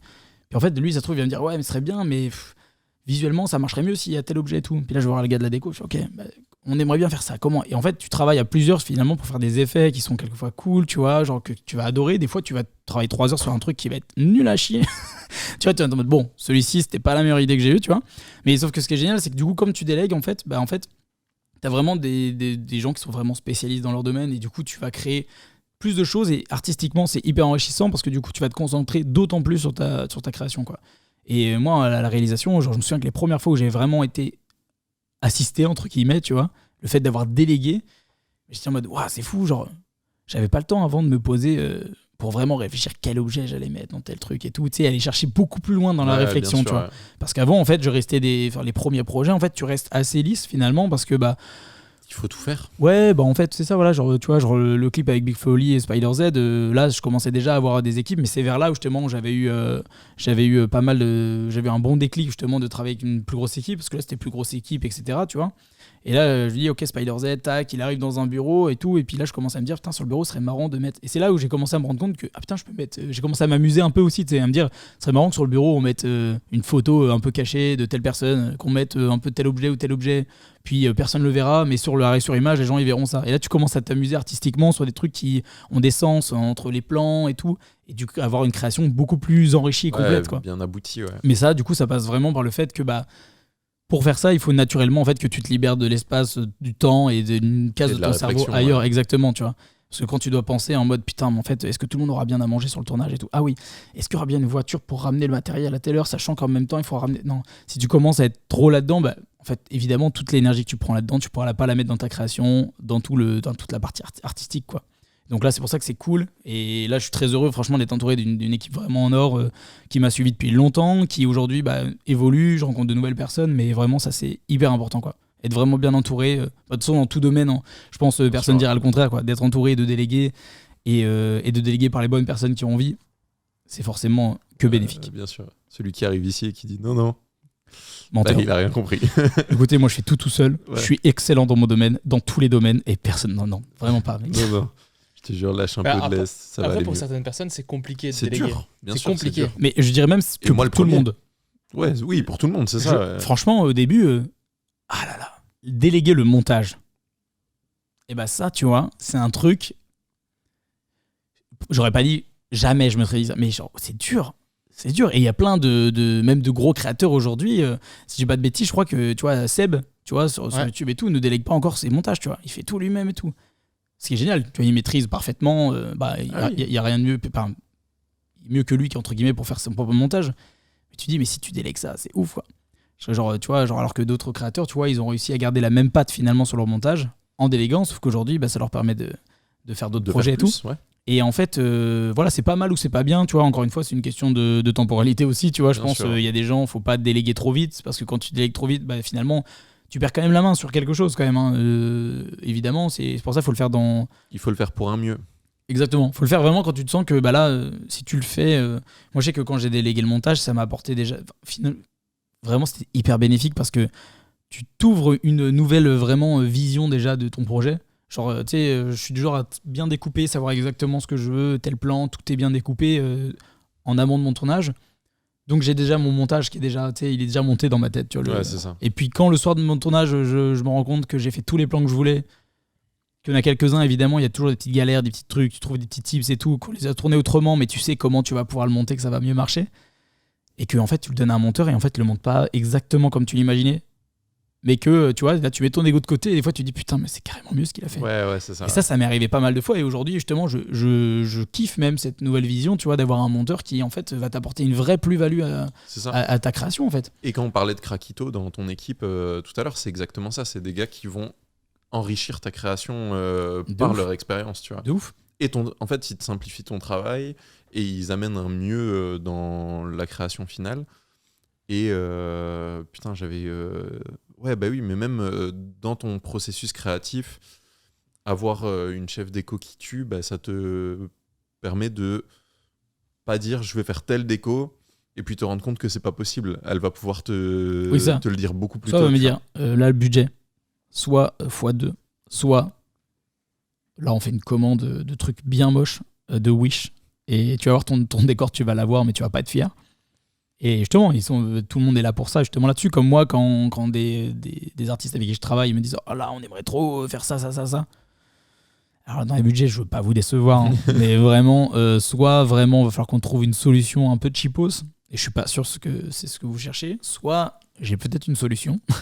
Et là, tu leur proposes un autre truc, et puis là, ça peut être intéressant, du coup, de leur proposer quelque chose d'autre et tout. Et voilà, et du coup, c'est pour ça que, en fait, à chaque échelle, chacun est là pour dire stop, parce qu'il est expert dans son domaine, quoi. Ouais, c'est ça. En fait, c'est ça en fait que tu répètes ça, tu le dis depuis tout à l'heure, mais de manière pas de cette façon-là plutôt. Genre, en fait, c'est juste, toi, tu as une idée, genre tu te dis, ah, punaise, ça peut être chouette, mais tu vas poser une question à telle et telle personne qui vont en fait, qui eux ont un axe de vision qui n'est pas le tien, et vont savoir se dire, oui, ça c'est possible, ça c'est pas possible en fait. Donc, Exactement, en fait, quel est le mieux placé pour parler de comment peindre tel mur que celui qui en peint tous les jours, tu vois. Ouais, c'est ça. Ouais, bien sûr. Ouais. T'es en mode ok, oui, tu vois, genre comme là, je dis ok, on va utiliser, j'aimerais bien faire telle image et tout. Dans ma tête, je m'imagine, parce que tu vois, toujours naturellement, je trouve déjà des solutions dans ma Oui, tête, tu normal, vois. À chaque ouais. fois, quand C'est je me ton dis rôle. ok, on va le peindre, j'aimerais bien faire ça en déco et tout, je me fais déjà un peu des plans dans ma tête. Quelquefois, c'est la bonne façon de process et ça marche super bien. Et même que ça arrive, quelquefois, je suis en mode. La personne avec qui je vais dire, genre, je vais dire oh, tiens, j'aimerais bien faire tel truc, tu vois, monter comme ça et que ce soit comme ça visuellement. Ah, mais ça va être chaud et tout. Puis je donne mon idée. En fait, ils vont te dire ah, bon, on n'y a pas pensé, c'est cool, tu vois. Des fois, c'est la bonne, tu Ouais, vois. bien sûr. Ouais. Et quelquefois, je suis en mode j'aimerais faire ça. Ils me font alors, mais là, tu sais que si on fait ça, ça va jamais marcher.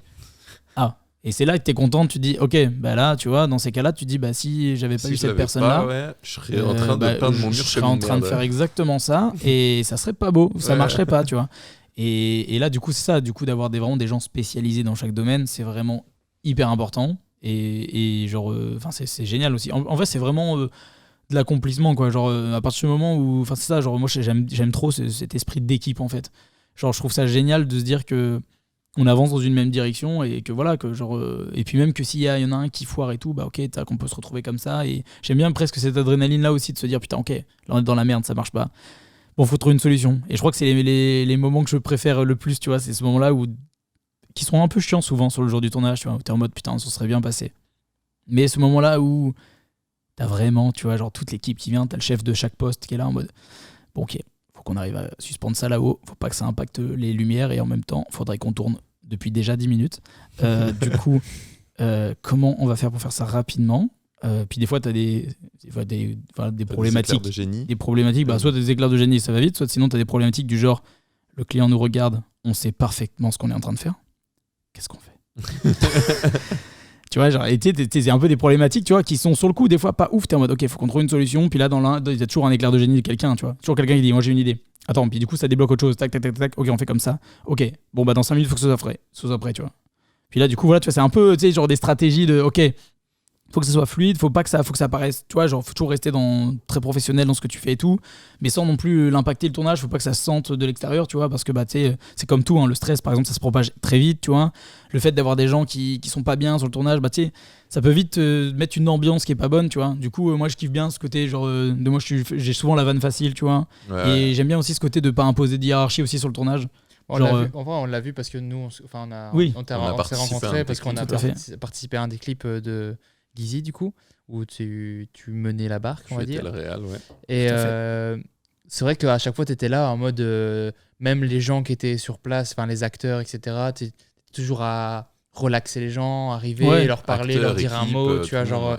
Non, genre, c'est vrai que c'est ce que tu dégageais de manière générale, même qu'on ne connaissait pas, tu vois. Ouais, non, mais en fait, c'est que j'aime bien. En fait, j'aime bien mettre à l'aise les gens. Genre, en fait, je trouve qu'il y a rien de mieux d'arriver dans un endroit, tu sais, même que tu vas à une soirée, tu connais personne, il y a rien de mieux, tu sais, d'avoir le bon poteau ou la personne que tu connais pas trop, mais qui vient de te mettre à l'aise et qui te fait tes premières rencontres et qui fait que tu te mets déjà sur un cocon, tu vois. Je sais qu'un tournage, c'est jamais évident. Pour des comédiens, des fois, tu arrives avec une équipe technique qui se connaît par cœur, qui se font des private jokes tout le temps, et toi, t'es là, t'es à côté. Je sais que c'est pas forcément évident.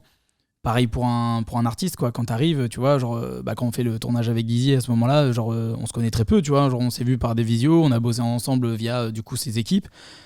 Mais du coup, on s'est pas vu, tu vois, c'est la première fois qu'on se voit en vrai le jour du tournage, tu vois, avant de se revoir par la suite, tu vois. Mais genre, sur le coup, t'es en mode. Tu vois, c'est important, je pense, de mettre à l'aise, du coup, et l'artiste, de dire, ok, tranquille. Tac, tu viens poser, tu discutes un petit peu, tu apprends à te connaître un peu mieux aussi, parce que bah, moi, du coup, il y a le travail aussi de quand tu fais la réalisation, c'est aussi, faut arriver à les amener vers ce que tu as envie de faire visuellement, leur faire les bons moves, mais s'ils sont pas détendus, bah, ça peut se voir à l'image, si ça se voit à l'image, c'est chiant, parce que du coup, tu dois soit y passer plus de temps, mais passer plus de temps, quelquefois, c'est pas possible. C'est compliqué, ouais. Niveau, bah voilà, le planning est déjà chargé. Et surtout que, bah, en fait, dès quelquefois, même passer plus de temps quand quelqu'un n'est pas à l'aise, en fait, finalement, tu fais qu'empirer la chose. Donc, vraiment, je pense, j'aime bien cette idée-là de même quand je travaille des nouvelles équipes, toujours voilà, être avenant envers tous ceux qui viennent, parce que du coup, on contribue tous au même projet, encore une fois.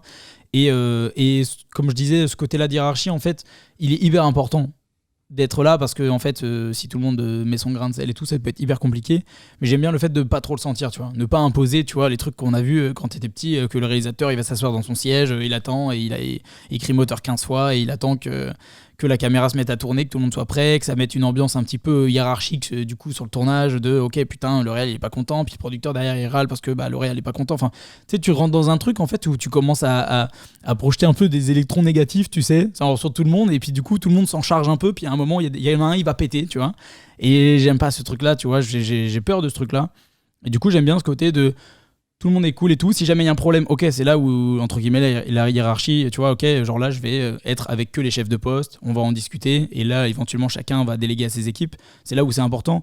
Mais sinon, voilà, bah, vous l'avez ressenti, c'est vrai, sur le tournage du coup qu'on avait fait ensemble, c'était vraiment très fluide. Et là, tu vois, il n'y a eu aucun problème sur ce tournage-là, c'était vraiment fluide toute la journée, il avait fait beau, c'était cool. Et du coup, voilà, ça permet de le faire en plus dans la bonne ambiance. Du coup, pourquoi s'en priver, tu vois. Donc, autant le faire dans la bonne humeur, quoi. Ouais, bien sûr, ouais. Y a tout un pan de ton... Enfin, un pan, je sais pas si c'est un pan complet, mais il y a une partie de ton parcours dont on n'a pas parlé et dont j'aimerais qu'on discute. Dis-moi tout. C'est plutôt récent, c'est ton arrivée professionnelle, on va dire, sur les réseaux. Sur les réseaux sociaux. C'est ça. Oui. Pourquoi et comment t'as fait ça? Bah c'est la première fois qu'on me pose cette question, du coup c'est marrant. En fait, pourquoi? En fait, je pense naturellement, en fait, hein. Tout simplement, en fait, il n'y a même pas de vrai pourquoi, c'est juste que ça me semblait naturel déjà d'y venir. Je suis un peu très vite passionné de tout dans la vie déjà. Genre, tu sais, je suis un peu tu sais, quand j'étais petit, je suis un peu le gars, tu vois, tu vois Spider-Man. Le lendemain, je suis Spider-Man, tu vois. Ok, ouais. Tu vois ce truc-là? Et c'est un peu maladif, mais et j'ai un peu ce truc-là, des fois, je touche à un truc, je peux être très vite passionné par le truc.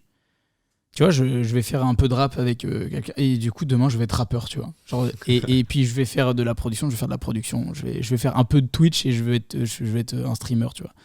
J'ai un peu ce truc là. Et il y a un truc qui depuis toujours m'a animé, c'était la création en général. Du coup, c'est ce qui fait, d'ailleurs c'est un peu mon fil rouge quoi, autour de tous les trucs que je peux faire, c'est la création qui est à la base de ça. J'ai toujours aimé créer, raconter des histoires et faire des vannes, voilà. Et en fait, à l'époque, je me suis lancé sur YouTube. J'ai arrêté parce que du coup, voilà, pas le feeling et tout. Sauf que là, j'avais toujours un peu ce léger remords de me dire putain, c'est un truc qui me fait triper. Puis à chaque fois, plus t'attends, plus t'as des gens de toute façon qui sont en place et qui avancent. Et puis du coup, des fois, ça te démoralise. Tu te dis de toute façon, en vrai, si je me lance aujourd'hui, ça marchera jamais. Puis là, je me suis dit bon, va falloir que je commence à y aller et tout. Puis là, ça commençait à me trotter dans la tête en fait de l'année dernière en fait. Puis surtout d'être entouré de plus en plus. Je suis rentré un peu dans ce circuit entre guillemets, tu sais, des réseaux sociaux. Donc à fréquenter du coup pas mal de influenceurs, créateurs de contenu plutôt, je dirais, parce que influenceurs, on sait pas, j'aime bien dissocier un peu les deux, tu vois. Mais du coup, en tout cas, traîner avec pas mal de créateurs de contenu, de personnalités de Twitch, de YouTube. Et du coup, naturellement, de traîner avec eux, j'étais en mode, je vais être youtubeur. Non, mais tu vois, naturellement, ça m'a travaillé, tu vois. Et je me suis dit, putain, c'est vrai que je kiffe, tu vois. Ça me fait kiffer. Je me dis, putain, ils font des créations pour eux, puis ils balancent, tu vois. Et j'avais la problématique que, genre, d'écrire beaucoup de clips. J'ai beaucoup d'idées qui sortent, en fait, qui vont sur des moodboards, qui sont envoyées à des sociétés de production, etc., et qui ne sont pas retenues. Parce que dans le lot, oui, il y a des clips qui se font, il y en a beaucoup qui ne se font pas, surtout. Et en fait, toutes ces idées-là, des fois, il y a des idées, tu te dis, putain, elle était bonne. Bon, je la reprendrai pour une prochaine, c'est pas grave. Du coup, il y a des idées que tu arriveras à exploiter. Mais autour de ça, il y a aussi, pour la création d'une seule proposition de pitch de moodboard, j'ai plein de micro-idées, des fois, qui sortent. Et des fois, c'est vraiment nul, tu vois. Mais je me suis dit, putain, ça va être un peu mon déversoir. Tiens, et si je me lançais pas sur les réseaux sociaux, TikTok, c'est des formats courts, tu vois. Si j'ai une micro-idée que je trouve un peu gaulerie ou un effet, viens, je le teste. Et du coup, je me suis dit, vraiment, ça peut être pas mal de faire ça, quoi. Genre, je me suis dit, bon. Et puis, du coup, je me suis lancé sur les réseaux plus activement, en fait, cette année. Parce qu'en fait, j'ai toujours été un peu actif sur les réseaux avec des making-of. J'ai balancé pas mal de making-of, notamment pendant le confinement. C'est là où je me suis dit, tiens, TikTok, en fait, j'avais que ça à faire. Je fait des petits montages, des making-of qui étaient sur YouTube en format court pour TikTok. Ça a super bien marché. Voilà, pendant le confinement, là, j'ai gagné 10 000 abonnés assez facilement, tu vois, juste en reprenant mes making-of que j'avais mis sur YouTube. Puis là, j'avais envie de pousser le truc. Et du coup, là, j'ai commencé à faire des petites créations. Et voilà, une petite de fil en aiguille, je me suis pris du jeu parce que du coup, il y a Monsieur Célie du coup sur TikTok. En fait, c'est avec lui que je me suis lancé. Parce qu'au Nouvel An de l'année dernière, tous les deux, en fait, lui, il travaille dans une agence et du coup, d'une marque. Et on en parlait un soir, on s'est dit, putain, c'est marrant. Moi, c'est marrant, je fais beaucoup de clips. Je crée beaucoup pour les autres, mais je crée pas pour moi, quoi. Et puis lui il me disait, c'est ouf, moi je crée beaucoup parce que lui il est responsable de l'image du coup de cette marque-là et tout. Il me fait, moi je crée beaucoup pour les autres, mais pas pour moi, quoi. Putain, j'adore les réseaux. Mais moi aussi j'adore les réseaux. On parlait comme ça, je suis putain, mais. Et en fait, Nouvel An, 2h du matin, bon, voilà, vous voyez l'état à peu près. Donc des grandes réflexions philosophiques, très très construites. Et et ça termine sur un serrage de main en mode, frérot, viens, on se lance. Ça a terminé vraiment comme ça. Et du coup, vraiment, 3 semaines après, moi je suis parti à l'Alpe d'Huez parce que je travaillais sur l'Alpe d'Huez, le festival, avec la télé-festival, etc. Et là, j'ai commencé à faire mes premiers reels, pilés sur TikTok, en mode, tiens, machin, monte sur le photocall, comment ça marche derrière, comment fonctionne un photocall. J'ai commencé à faire un peu, je me testais un peu sur les réseaux, je faisais plein de trucs un peu différents. Puis après, je me suis dit, putain, j'adore faire des blagues, je fais des blagues tout le temps. Puis des fois, je faisais des vidéos que je montais, mais juste pour mes stories. Je me suis dit, en fait, autant les rentabiliser, les poster. Et de fil en aiguille, écoute, j'en ai posté. Puis à un moment, je me suis tapé une déterre, je sais plus, pendant 1 mois, j'ai fait une vidéo tous les jours. Ça a monté de fou. J'ai repris 10 000 abonnés, tu sais, hyper rapidement et tout. Puis après, je me suis dit, putain, quand tu te donnes à fond, ça marche, quoi. Là, j'ai eu le petit creux, tu vois, de 2 mois où j'ai Offenbach qui est arrivé et qui m'a demandé beaucoup d'énergie. Donc là, j'ai stoppé, c'était plus ma priorité. Puis après, pendant l'été, là, je me suis donné une grosse force pendant l'été. Puis après, c'est monté assez bien, tu vois. Il y a encore beaucoup de chemin. Mais en tout cas, je prends beaucoup de plaisir. En fait, je fais ça vraiment quand c'est pas ma priorité. Tu vois, c'est pas un objectif de me dire demain, je vais être TikToker, YouTuber, Instagrammeur. Mais j'aime cette idée de créer une audience, tu sais, t'as un peu ce truc-là où t'as ta communauté. Tu vois, de commencer à concevoir ça, d'avoir des gens, tu sais, qui te suivent pour ce que tu fais. Et surtout qu'en plus, j'ai pas respecté les codes un peu trop des réseaux. Tu sais, souvent, tu trouves ta niche et tu te mets dedans, tu vois. Et moi, il y en a plein, ils m'ont dit, c'est trop bien, mets-toi dans le making-of, tu fais que ça et tu vas avoir que des gens de ta niche. Sauf que moi, en fait, c'est pas moi du tout. Ouais, Genre, bien sûr, ouais. moi, je suis vraiment. J'adore les voyages, tu vois. Donc, j'adore communiquer sur les voyages. J'adore faire de l'humour. Tu vois. J'adore l'humour. Cette phrase, j'avais fait. J'adore l'humour avec un grand U. Et Ok, du coup, ouais. yes. Et du coup, non, mais tu vois, j'aime ça. Et du coup, je me suis dit, vas-y, bah, je vais autant communiquer sur les making-of quand je tourne que quand je pars 2 semaines en voyage, bah, ça va être je vais balancer du voyage. Et quand je reviens, j'ai envie de faire des vannes. Je fais des vannes. Et du coup, bah, en fait, j'ai continué comme ça. Donc, certes, je pense que ça pourrait aller plus vite en me maxant directement sur une seule thématique.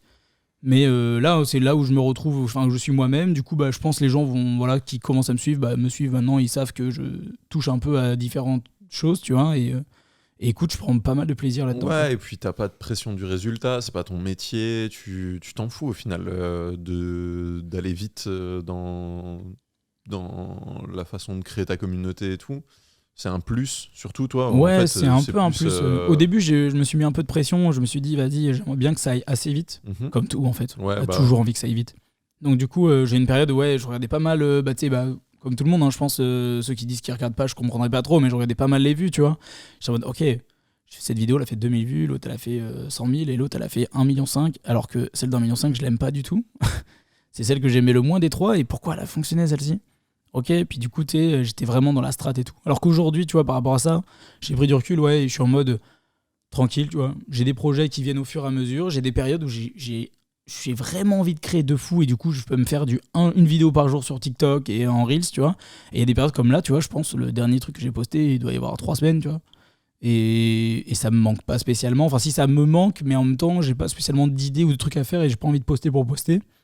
Donc voilà, Mais pour ceux qui te connaissent pas, franchement, faut aller te suivre. D'ailleurs, tu peux donner tes réseaux, tu peux faire ta promo, mais il faut aller te suivre. Je trouve qu'il y a un truc qui est fabuleux, c'est que c'est du contenu facile, c'est du contenu c'est du contenu réseau en fait, mais t'as un œil de réal, t'as un œil de créateur qui voit beaucoup plus loin, et il y a une forme de professionnalisme qui ressort des contenus les plus cons que tu peux sortir. Et je trouve ça fabuleux. J'en ai un en tête avec... je sais pas si ça va te parler, mais t'es dans un brancard. oui. Et Avec l'ambulancière, là. c'est ça. Et pour autant, c'est débile. C'est un truc un peu bateau que quelqu'un d'autre aurait pu faire et tout, mais pour autant, le niveau de... Enfin, tu sais, la qualité du truc et tout, l'œil... Ouais, mais c'est un peu mon problème d'ailleurs sur TikTok, c'est que du coup, tu vois, genre sur ce plan-là, tu vois, je sais que j'ai vu d'autres personnes qui ont repris le même truc, tu vois, qui l'ont fait avec le fond vert, tu vois, TikTok, tu vois. Et du coup, ça marche la vanne, tu vois. Et moi, sur le plan, du coup, voilà, si tu vois dessus, justement, je me suis fait tellement chier à mettre le drap blanc, le machin et tout. Tu sais, tous les petits accessoires, je suis allé chercher des Doliprane, des trucs, tu sais, genre dans l'ambulance, c'est de Doliprane, mais tu sais, juste pour contextualiser tout, j'ai trouvé un gilet jaune pour faire genre, il y avait une tenue d'ambulancier. Et ouais, c'est des petits détails comme ça que je kiffe. Comme là, une autre vidéo qu'on me ressort souvent par rapport à ça, c'est la vidéo que j'ai fait dans une tente. Genre où je suis, il y a une vidéo qui avait buzzé, c'était je crois au festival de Dour, et une tente qui s'envole. Oui. Et je me suis dit, c'est marrant, imagine, il y a un mec dedans. Et du coup, je me suis dit, putain, je vais tourner comme si j'étais le mec qui était dedans en train de dormir tranquille.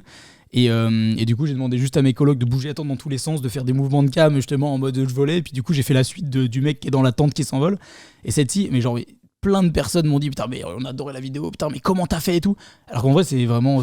Comment j'ai fait Juste un téléphone, j'ai tourné dans tous les sens. Et en plus, surtout, j'avais anticipé ce truc-là parce que je savais qu'il y a des gens qui allaient se poser la question. Et du coup, c'est pour ça que la vidéo qui a suivi, c'était un making-of de ça, tu vois.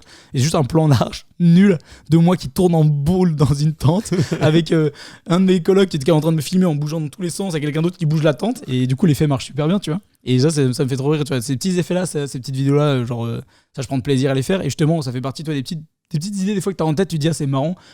Et en quelques secondes, ce qui est cool avec les réseaux, c'est que tu peux le mettre. Tu vois, genre là, j'ai vu cette vidéo-là, j'ai fait, ah. Puis genre vraiment 2 heures après, elle était en ligne. Ouais. J'ai fait tiens Pierre, c'est mon coloc Pierre, j'ai fait je peux t'emprunter ta tente? Je le mets sur la terrasse, je monte la tente, qu'est-ce qu'il fait? Je commence à aller chercher mes petits accessoires, je peux vous embêter 5 minutes? Tiens, tu prends le téléphone, tu filmes comme ça. Puis genre, et vraiment ça me prend quoi 20 minutes, tu montes ça, tu vois. Et puis voilà, tu vois, genre tu t'es amusé, t'as mis ça, moi j'ai le kiff aussi des réseaux, c'est que tu peux régaler les gens, tu vois, quand tu vois les gens qui sont mordorés ou qui repartagent la vidéo, qui sont en mode excellent, machin. Tu vois, et puis après, il y en a d'autres des fois où surtout quand j'ai fait les challenges de une vidéo par jour où je me suis donné ce challenge-là, ouais, il y a des vidéos que j'ai sorties, c'est pas ouf. Hein. Ouais, bah C'est normal. très mauvais, hein. Mais je me suis dit, c'est le challenge de sortir, tu vois. Après, tu vois, il y en a certaines, tu peux les enlever si tu les n'assumes pas et tout. Mais ouais, non, c'est des bons challenges. Du coup, bah, écoute, ouais, je me suis mis là, sur ce créneau-là, je sais pas trop. Genre, je te dis, surtout une envie de base de créer, de me mettre sur ce réseau, enfin, sur les réseaux, quoi.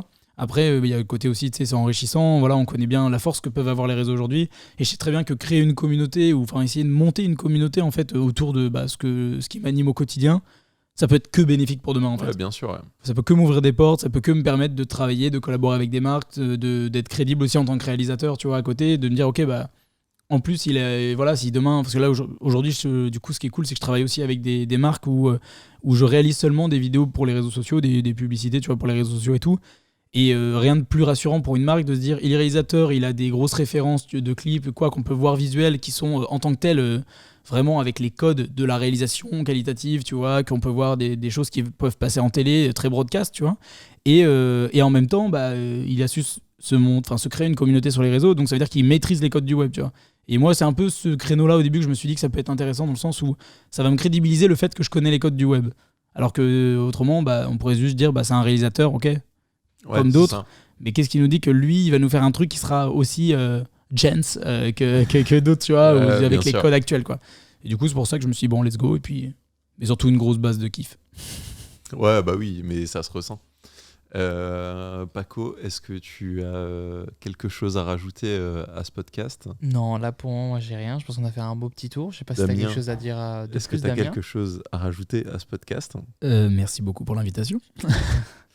Je vais te poser Deux petites les questions. petites questions de fin. Aujourd'hui, là, quand tu regardes dans le rétro, est-ce que tu es fier et content de ton parcours? Ouais, carrément. En vrai, je suis vraiment fier de me dire déjà de partir de campagne. Parce que moi, il y avait ce truc-là, mine de rien, je sais que toutes les personnes qui viennent justement de campagne, de la province, comme on dit sur Paris, tu vois, il y a un peu ce truc-là de. Tu sais pas où tu vas. Hein. Genre au début, je sais que ça m'a toujours animé d'essayer d'être dans ce domaine-là, mais en même temps, rien ne pouvait me garantir que j'allais y arriver. Et en fait, je suis hyper fier déjà en fait de vivre finalement ce que je rêvais d'être il y a longtemps, il y a pas si longtemps que ça finalement. Et donc là-dessus, ouais, je suis ultra fier et fier de le dire aussi parce que je pense que c'est important aussi d'être fier de ce qu'on fait. Et voilà, évidemment, il y a plein de choses qu'on peut mieux faire, plein de choses qu'on fera mieux demain. Et mais non, en tout cas, ouais, non, très très fier de. Mais du surtout parcours. que c'est vrai que surtout dans les milieux artistiques de création et tout ça, c'est parfois dur de s'exprimer comme on le voudrait et d'avoir le réseau qu'on voudrait et tout ça quand on est de province, entre gros guillemets. Ouais, non, c'est sûr. C'est pas toujours facile, c'est pas facile d'avoir des modèles de réussite et tout ça. Ça se centralise souvent sur quelques villes. Donc je comprends ce point-là. Et petite dernière question, est-ce qu'il y a quelqu'un si je te demande quelqu'un qui serait l'invité idéal pour ce podcast, est-ce que tu as une idée en tête d'une personne à nous la recommander? claque. Idéal, je pense que tout profil est intéressant. Il faut que je trouve quelqu'un quand même. Idéal. Je sais pas, dans tes connaissances, peut-être quelqu'un Justement, je réfléchis, quelqu'un qui pourrait être. qui pourrait amener une plus-value. Ouais, justement, j'essaie de trouver quelqu'un, parce que du coup, vous avez déjà eu des gens dans le son et tout. Je pense qu'il peut y avoir des artistes. Je pense que ça pourrait être intéressant, pourquoi pas. Là, je pense à Colline, une artiste que j'ai clippée, qui en fait, elle, est indépendante. Et du coup, elle a tout le processus vraiment de. Elle est actuellement totalement dans le fait de se sortir entre guillemets les doigts du cul, tu vois, de faire, de produire. Et je trouve ça intéressant aussi de, tu vois, des fois d'avoir dans les podcasts par exemple des personnes qui sont actuellement en train de faire. Ouais, bien sûr. Et du coup, je sais que genre là, elle est en train de traverser justement toute la création de son identité visuelle en tant qu'artiste et tout. Et ça, j'ai le profil, je lui dis voilà, je pourrais recommander genre type de profil là que je sais que ça pourrait être intéressant de fou. Sinon après voilà. Bah écoute, un peu compliqué, hein, je sais pas Non, trop qui dire. Hein. C'est très bien. écoute, C'est très bien. c'est très bien. Colline, on te recontactera. Certainement. On essayera de voir si on peut se Je mettrai caler en une contact. interview. Ça va. Merci Damien, merci d'être venu. Bah, merci à vous encore une fois. C'était très agréable. Franchement, c'était super. J'ai Non, c'était adoré ce super podcast. Oui, j'ai passé un très bon moment. Ça fait plaisir. J'espère que vous aussi. Oui, j'espère que vous aussi. C'était un podcast de Vision by l'équipage. Tchuss.